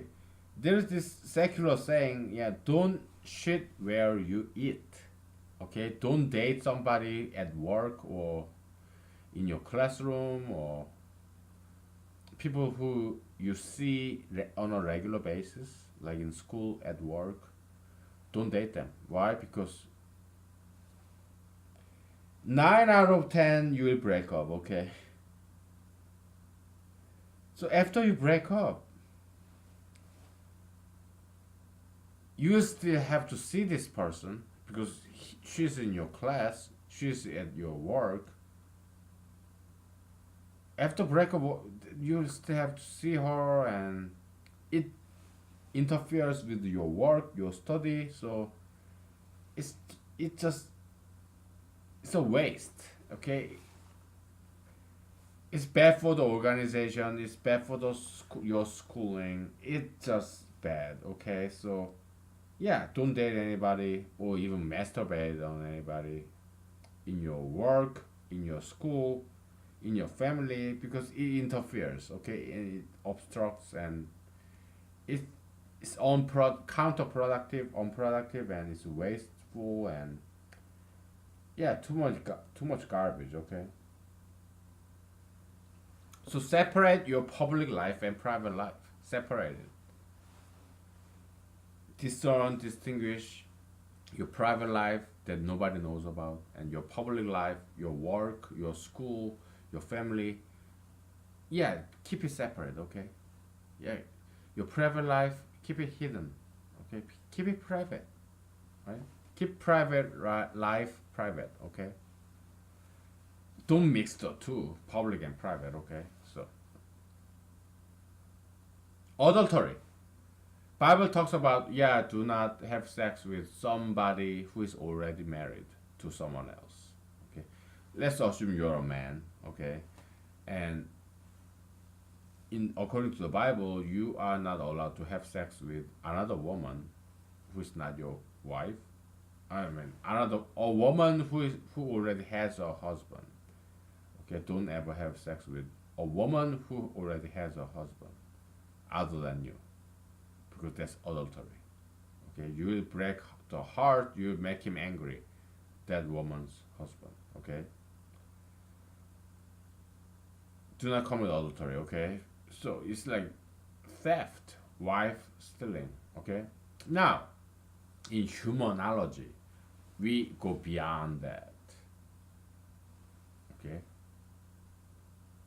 Don't even masturbate thinking of a woman who is married. Okay. That's metaphysical adultery. Okay. Because humanology is all about metaphysics. All right. So masturbation is more like metaphysical sex. Okay. Okay, so you got the lesson, all right? Let's have some fun, okay? Then we'll take a break. So today was hump day, Wednesday, so I hump, meaning I masturbate. And when I masturbate, I just imagine some attractive ladies who know I who I know to be single and who's not my colleague, not my classmate, not my family member, some random person that I saw in a movie or on the street, wherever, okay? Not around me, not my family member, not the people I work with, and not the people in my school. Just some random person that I saw in a movie or internet or on the street, whatever. And as far as I know, that lady is single. So yeah, I think about her and I masturbate thinking of her and I enjoyed my male genital organ, okay? Doing the masturbation. I enjoyed it. I mean, it's not too serious. It's just some cuts and bruises, I guess. But ah, so how many days should it pass for my male genital organ to heal? Maybe a week. I don't know. So I'm fucked. Okay. Okay, that's the joke. Okay, so we'll take a break. Okay. Oh my God, it's so funny. Laugh at me. Okay, I want you to. We'll take a break.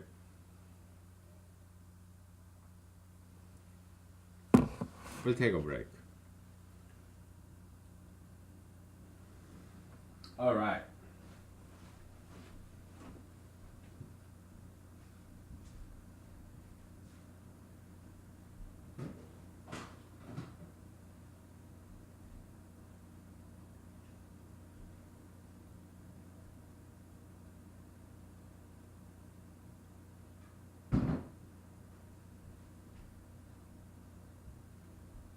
We shall take a break.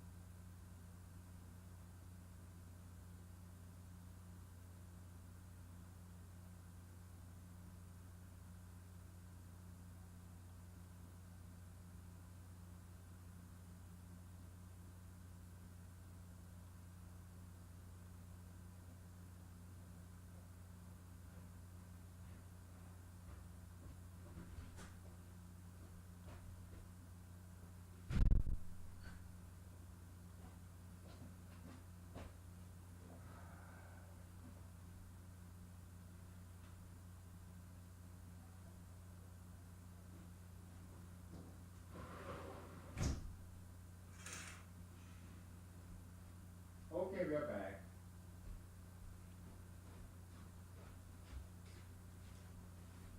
All right, so we talked enough about the adult, not adultery, adult stuff, whatever, adultery, whatever, man. We'll do some humanology, okay? Because during my cigarette break, I just came up with some topic in humanology we talked about before. Okay, we're gonna revisit that. By now, we are fairly intermediate stage of humanology where we revisit what we have covered in the past and then we go deeper into it. Okay, so congratulations, you are no longer beginner in humanology, you are intermediate, advanced later. Okay, maybe in the next generation, maybe I'm too lazy to be advanced. Okay, we'll take it to a higher step, next step. Okay, so long time ago, I don't know when, we talked about I moral and you moral. Okay, it's this moral is a rule. Okay, I moral is the rules that I apply to myself. You moral is a rule that I apply to people other than myself. Okay, so it kind of comes from Jesus, the golden rule. Okay, do to others as you want others do to you. That's kind of very relativistic. Okay, it depends on what you want others do to you. It kind of dictates what you should do to others. So it's a very relativistic. It depends on what you want others to do to you. Okay, so that moral maxim is very relativistic inherently. Okay. Right. Enough with that. So let's say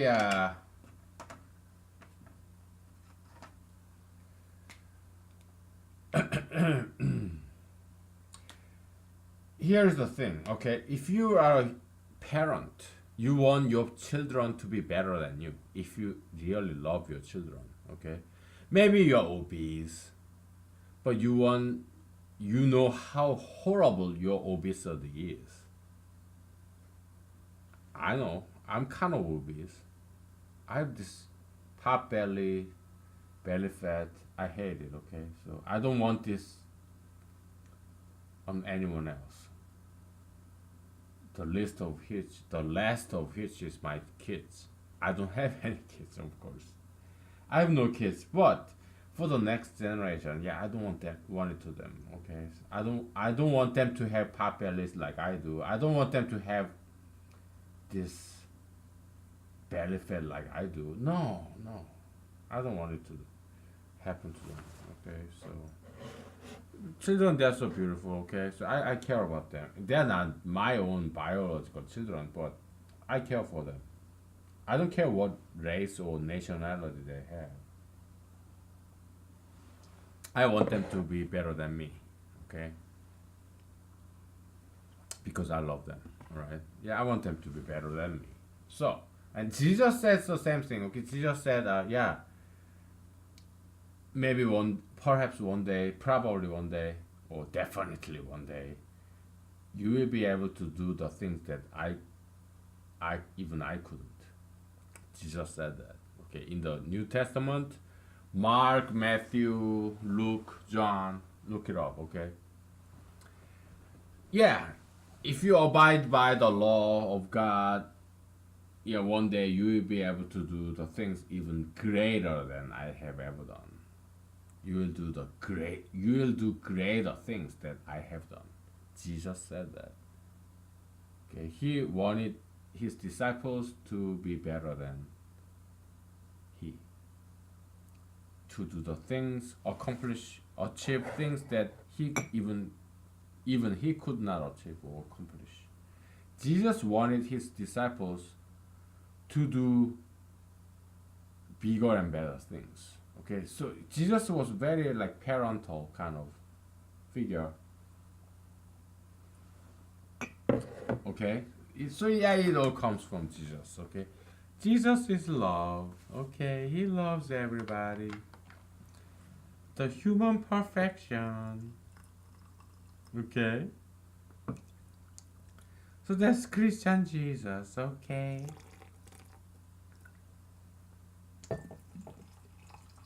Why are you talking like a girl? Oh no, I don't know. I I'm a huge fan of the Bee Gees and Beach Boys. So I like this falsetto voice. It's something unusual. That's all. Something different from my normal voice. That's all it is. I mean, when I do falsetto voice, like yay, it's I don't. I'm not sounding like a girl. Maybe a transgender.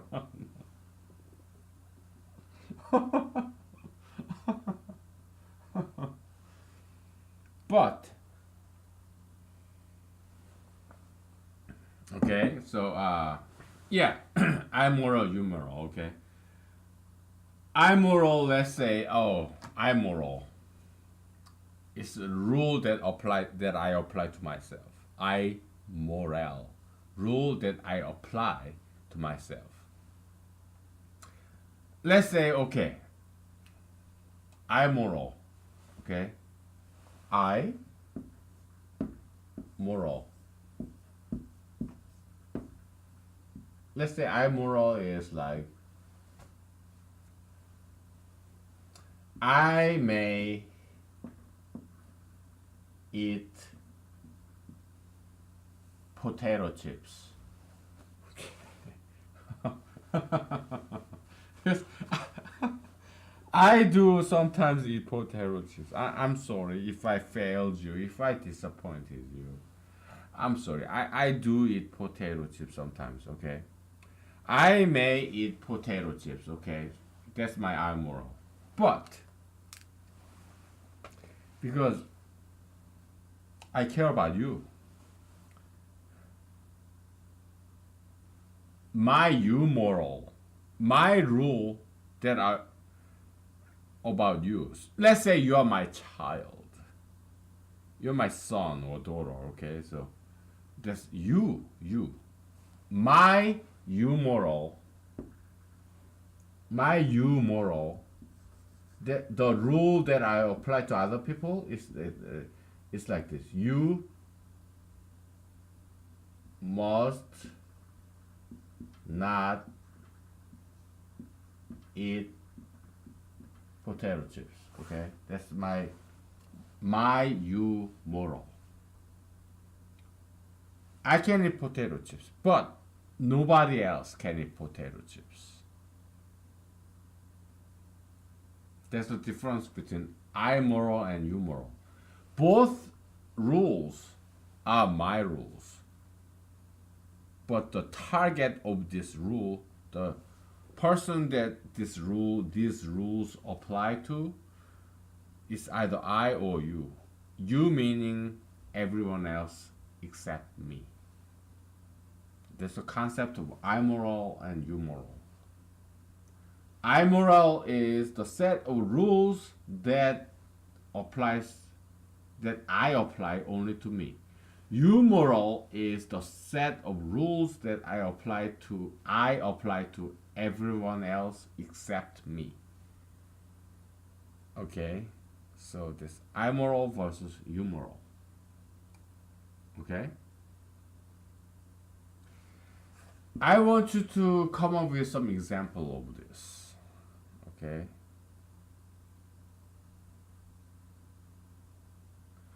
What are some I morals? The rules that I apply to myself. And you morals, a set of rules that I apply to other people. That I tell other people to do things or not to do things, that's immoral. Immoral is I am talking to myself that I should do this or I should not do this. Okay, so I want you to come up with some examples, okay? Because we're gonna take a break. Okay, so we have like 40 minutes. We have plenty of time. Okay, so think about this. Some example. Give me some concrete, real world, down to earth examples of this. Okay, then we'll take a break and we'll get back to this. Okay. All right.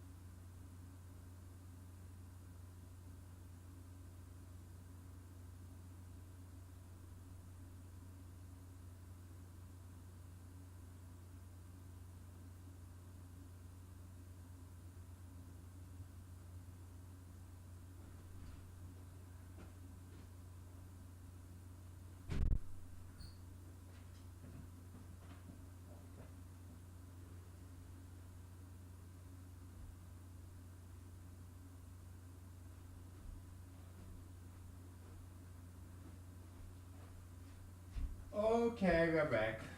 So did you come up with some examples? I moral, you moral. Okay, so what are some of your examples? Tell me.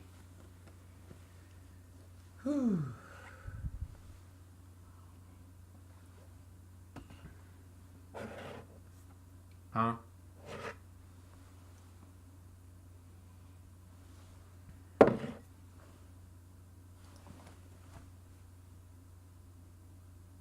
Okay, let's assume that you came up with some examples. Okay, let's take it to a higher level. Are there some moral rule that where I moral is equal to you moral? That's the first part. Second part, with the examples that you came up with. Yeah, first part is the intersection between I moral and you moral, where the moral rule that you apply to yourself is the same rule that you apply to others.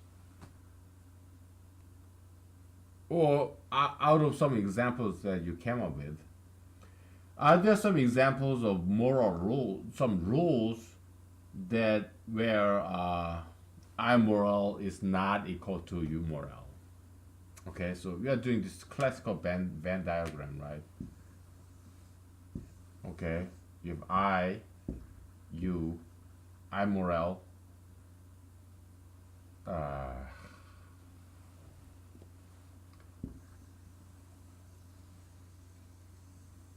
okay, so universal set, right? So here you have I minus you. Here you have I u.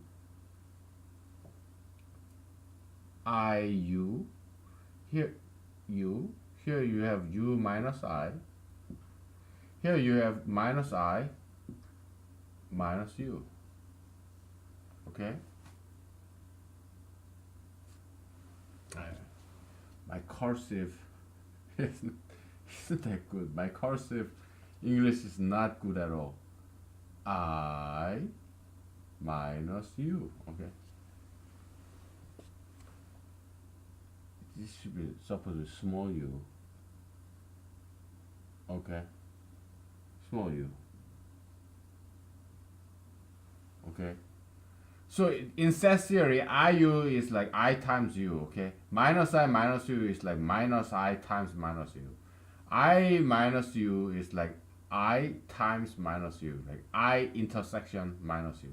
U minus I is U intersection minus I. Like U, yeah, you gotta know some set theory, okay? I'm sorry. We have done a lot of set theory in the past, but if you don't understand what I'm saying, you need to do some set theory, okay? In the Google, Bing, Wikipedia, YouTube, okay? I'm sorry, but we cannot slow down at this point, okay? We are already in the intermediate stage of humanology, so I mean, President George W. Bush Jr., no child left behind that, right? We have his politician. Okay. I'm not. I'm not a politician. I don't have to please you. No. Hey man, I have a full time job. Okay, I'm doing this as a pro bono, as a part time, for free. Okay, so you cannot ask me too much. You're not paying me for this. Okay, so just take it easy. Don't freak out. Just do some backtracking. Okay, go to Wikipedia, YouTube video, some Google Bing search, set theory, okay? Then you will catch up, okay? But we cannot slow down too much, alright? Because I have a full-time job and I'm not getting paid for doing any of this, alright? So you have to cut me some slack. Give me a break, okay? So, but I'm nice, alright? So I'm gonna backtrack for you, just for you. Because I love you, okay? Oh, thank me later, whatever. we'll do some basics of set theory just for you because but it won't be too basic, it won't be too elementary, okay? So it will not be still it will not be too easy for you if you don't know anything about set theory, okay? So I minus u, well, I can't screw it up because it's not supposed, a set is traditionally written in capital letter, okay? I moral, you moral, universal set.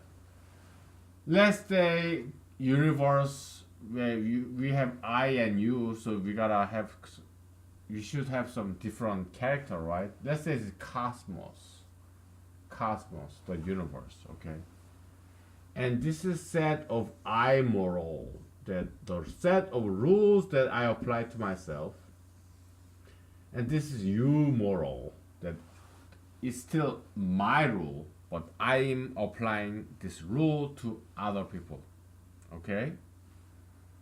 And this Pac-Man looking like thing, or some moon that's kind of eclipsed moon, you know, I will be insanely nice to you, okay? I'm gonna do this with different color. I'm if I go to hell, my goodness, I should go to heaven for doing all just this. Just doing this, I should go to heaven after I'm dead. Okay? This is I minus you. Okay? You're asking too much, man. You're woman. Whoever you are, you're asking too much. Oh, this I intersection you, okay? Oh my goodness, I'm doing this all colorful now. I have full-time job, okay, and I'm not being paid for this.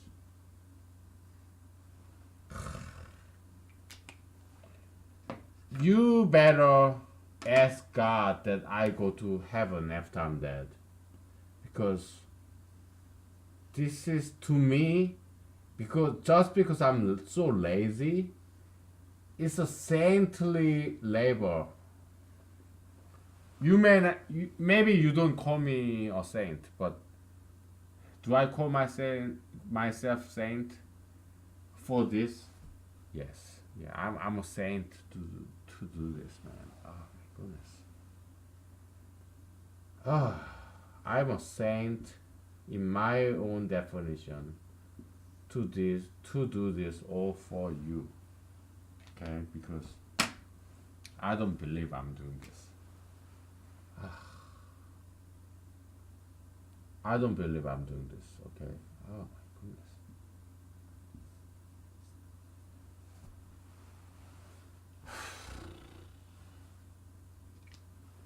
You know, I even hate spelling out my own name, okay? Because it's just too long. I hate spelling out other people's name because their full name is just too long. Okay, I did this for you, and now it's time to take a break, okay? Because we'll take a break and we will do some basic set theory, and then we'll come with some nice example for 1, 2, 3, and 4. All these 4 different set theoretical quadrants, alright? You're asking too much, man. One of those days.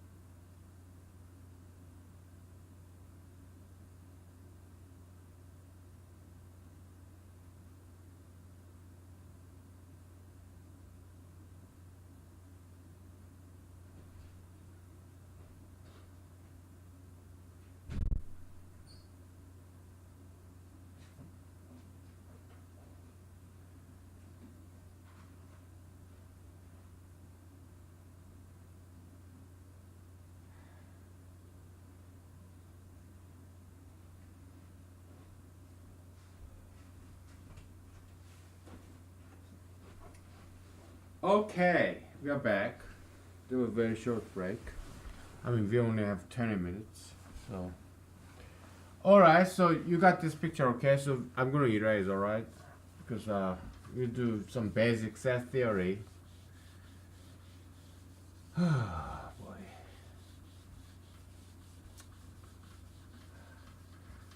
Because you didn't quite learn, okay? I'm doing your job. I'm doing the job of your parents and your teachers in elementary school and middle school and high school. And what do they teach nowadays, huh? They teach about like what marijuana is good, and in high school, middle school, they say what teenage dating is great. Yeah, go have sex without condom and get pregnant and drop out of school. Is that what they teach in middle school and high school? Huh? Gosh, they teach you about the virtue and the greatness of gay marriage and transgender hormone therapy. Is that what they teach in high schools and middle schools? They teach you like oh tattoos and piercings and plastic surgery, hormone therapy, and yeah, that's great. Do it. Is that what they tell you every single day when you go to school? I don't know. They don't teach you good things. Okay, I have to do their freaking job.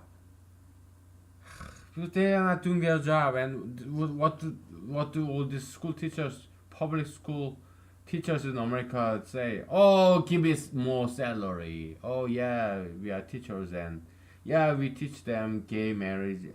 We teach them about marijuana, tattoos, piercings, and teenage sex, and getting pregnant, and fornication, so that they get pregnant, they would have sex in ultra interracialistic sex, and this ethnic high school boy having sex with purely white blonde blue-eyed girl, and they have sex, this ethnic man, this brown man having sex with this white girl, and they get pregnant, and she get pregnant, and they drop, both of them drop out of school, and they start smoking marijuana, tattoo pierce themselves, and they commit suicide. And oh, suicide, okay, suicide is just fine. And yeah, it's all good. It's about freedom of choice. It's about marijuana, tattoos, piercings, ultra interracialistic fornication, and yeah, drop out of school and just kill yourself. That's what American public schools are teaching, right? Well, otherwise, what else are they teaching? Smoke marijuana. Yeah, ask your parents to cook some marijuana cookie, marijuana pizza, and bring it to your school and share it with other kids. Yeah, have sex. Yeah, teenage dating. Yeah, you get pregnant and drop out of school and bye. That's what American public school are teaching, right? Am I right? What else are they learning from American public school? Hmm? Why should I do this? Because you are not doing it, okay? You American teachers, American parents, why should I do your job? I'm not even a teacher. I'm not even a parent. I don't have any kids. Why should I do all this? I have my full-time job. It's paperwork, paper push. What time is it? It's almost 9 on Wednesday, okay? I even haven't had a dinner yet. Whatever. Just because I'm so nice. I'll do the job for you, okay? Set theory, alright? Venn diagram, okay? Gale contour, set theory, okay? Your universal set, okay, you have A, set A, you have set B, okay? This common region between A and B is called A intersection B. It's like A multiplied by B, okay? AB. Now,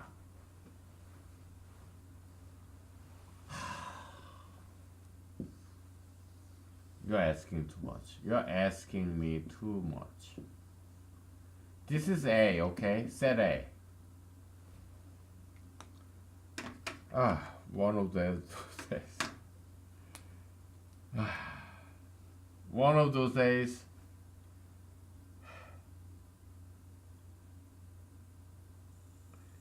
Maybe I want to retire.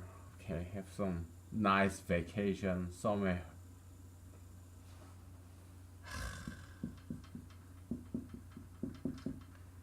Anything outside of A, okay, it's called minus A. Or it's called A, also known as A complement. C for complement. What is minus A?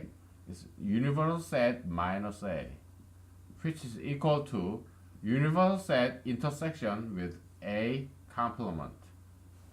Okay? Everything outside of A, inside of the U. Okay?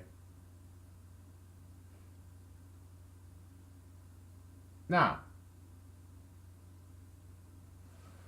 this guy, this Pac-Man kind of looking like guy, all members of set A that does not belong to B.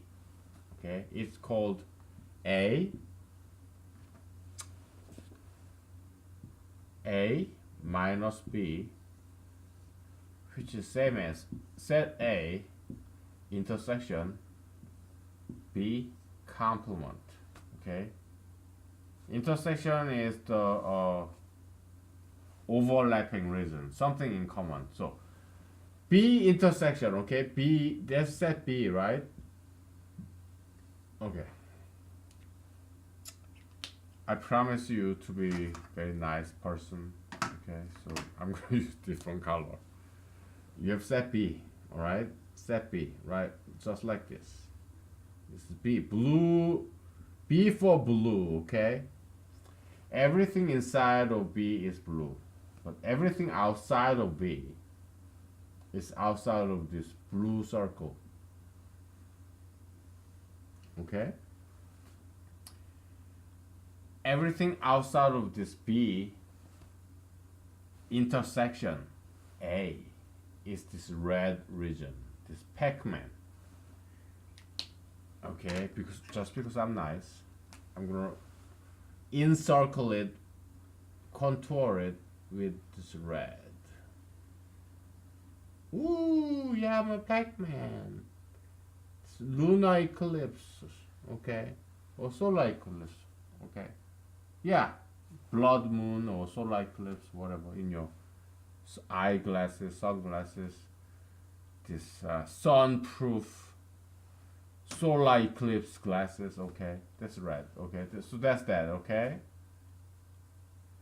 So minus B is same as B complement, okay, and this hidden dot is like this intersection operator, okay. My A minus B in set theoretical environment is A times minus B. Okay, that's the difference between set theory and algebra. Why? Because in algebra, A minus B is equal to A plus minus B. But in set theory, it's not that. It's A times minus B. Okay, that's the difference between set theory and algebra, okay? So hidden operator is not plus. This omitted, this default operator is not plus, it's multiplication, intersection, okay? All right, enough with that. Okay, we only have like 12 minutes, okay? So we have to hurry up. We have to get to this amoral, humoral stuff because we have to come up with four different examples of in the world of this categorization of the universe according to I and you. Amoral versus humoral, okay? We have to come up with four different examples, okay?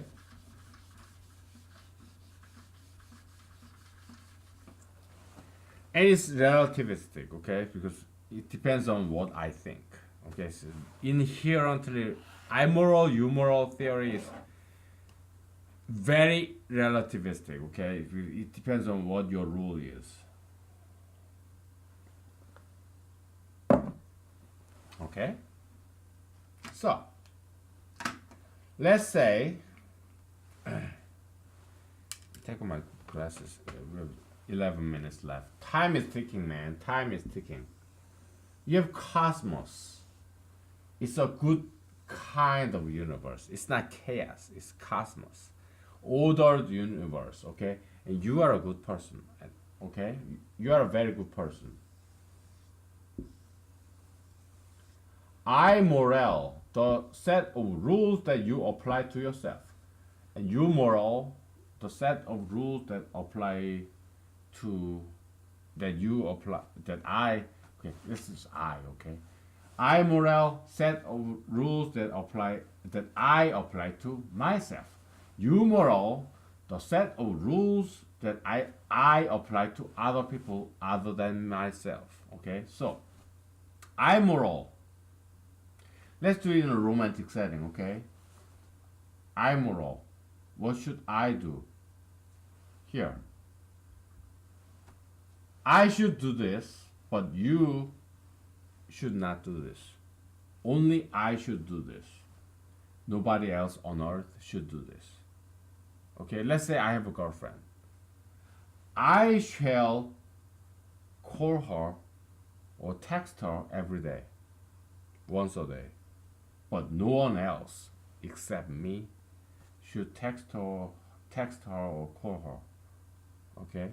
Now, I intersection you. I shall treat her with respect. And also you, everyone else except me, also should treat her with respect.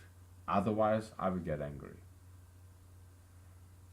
Me and everybody else in the world should treat my girlfriend with respect. You moral. You should never have sex with my girlfriend.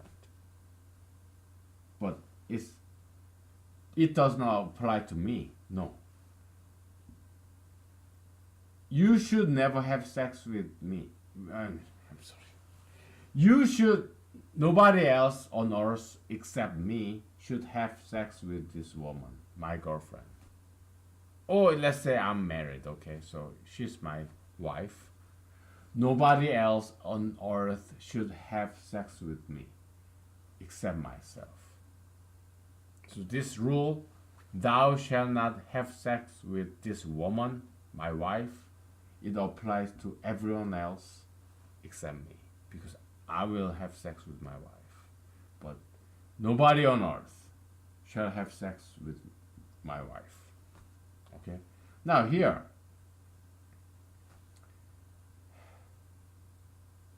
it's a rule that is neither amoral nor humoral. Okay? What would it be?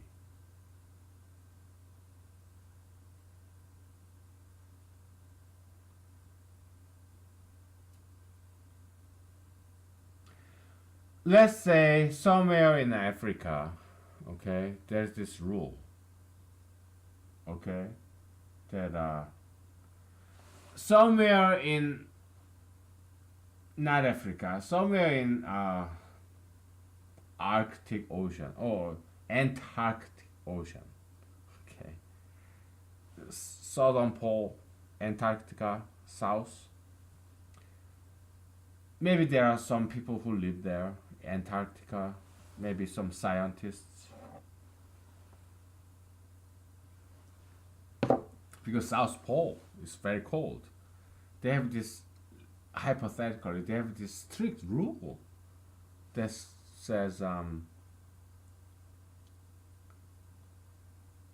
thou shall not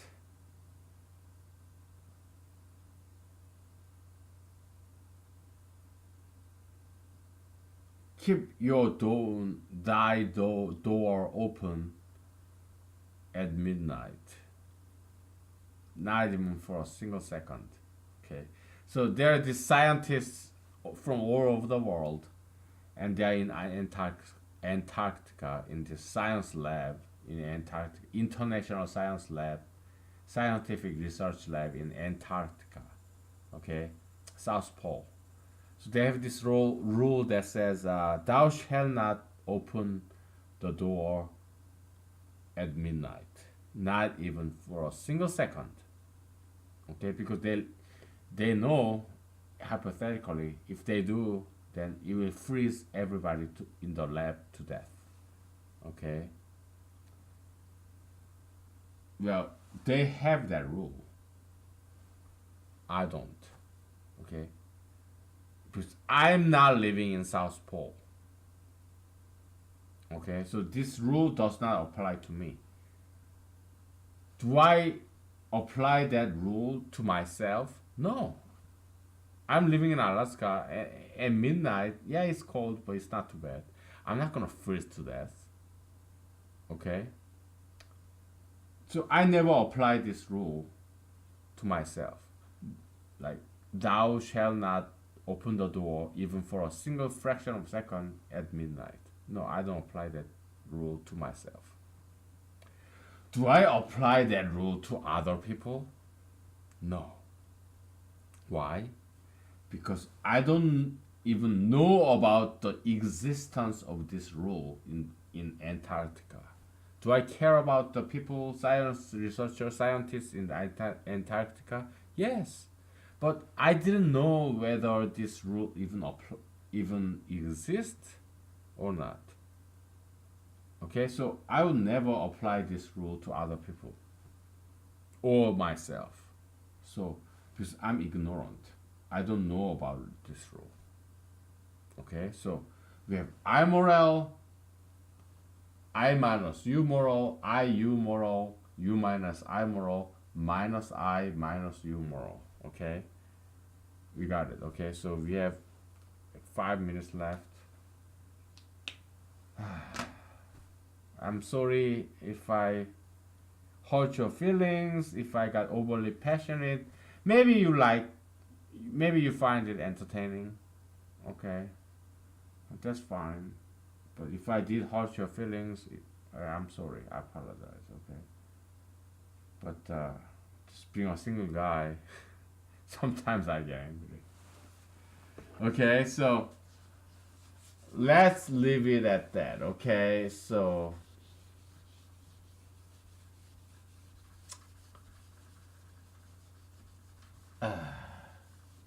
I mean, I told you I injured my male genital organ during this adult male imagination, adult imaginatory adult entertainment. So I cannot even do that. I don't have a girlfriend or date, so I don't get PG-13.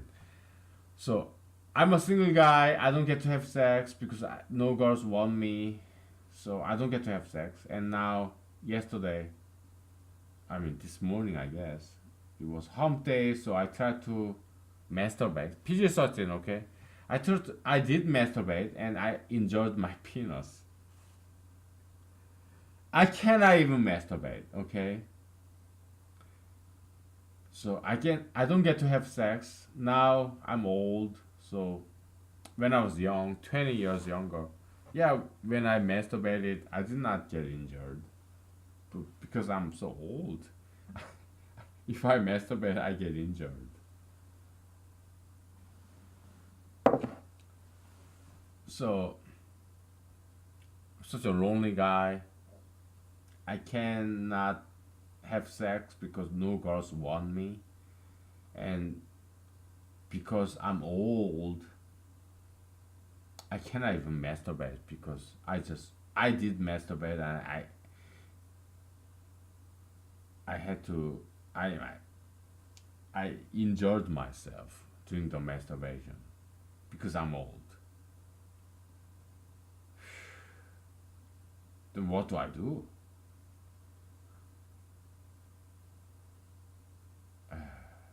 I mean, it's okay. I'm sorry, I don't want to detract any military branch. I'm sorry, but PG-13, okay? So that's my code word. When I was in the U.S. Army as a junior enlisted soldier, okay, we have like 1 minute left. Yeah, we deployed to Afghanistan, and we live all guys live in one tent, all girls live in one tent. Okay, so there isn't much privacy. Okay, so we sleep in a tent with bunch of other guys, we guys, and bunch of other girls, girls, guys. Okay, separate, gender separate. Okay, so that's why gayism, transgenderism, it just does not work with U.S. military or any military. Okay, we have to have gender separation. Okay, so I was deployed in Afghanistan, and for the whole year of this deployment, I think I masturbated like once. Okay, once for the whole year. So yeah, I guess I can just wait till the next masturbation session. Maybe 1 month, 1 week, 1 year. Yeah, I can handle it. I've done it before. So no worries, okay? I can handle it. I've done it before, okay? I've been worse. Alright. Alright, it's been 3 hours. Thank you. Good night. Bye. I'm sorry. Thank you. God bless you. Thank you.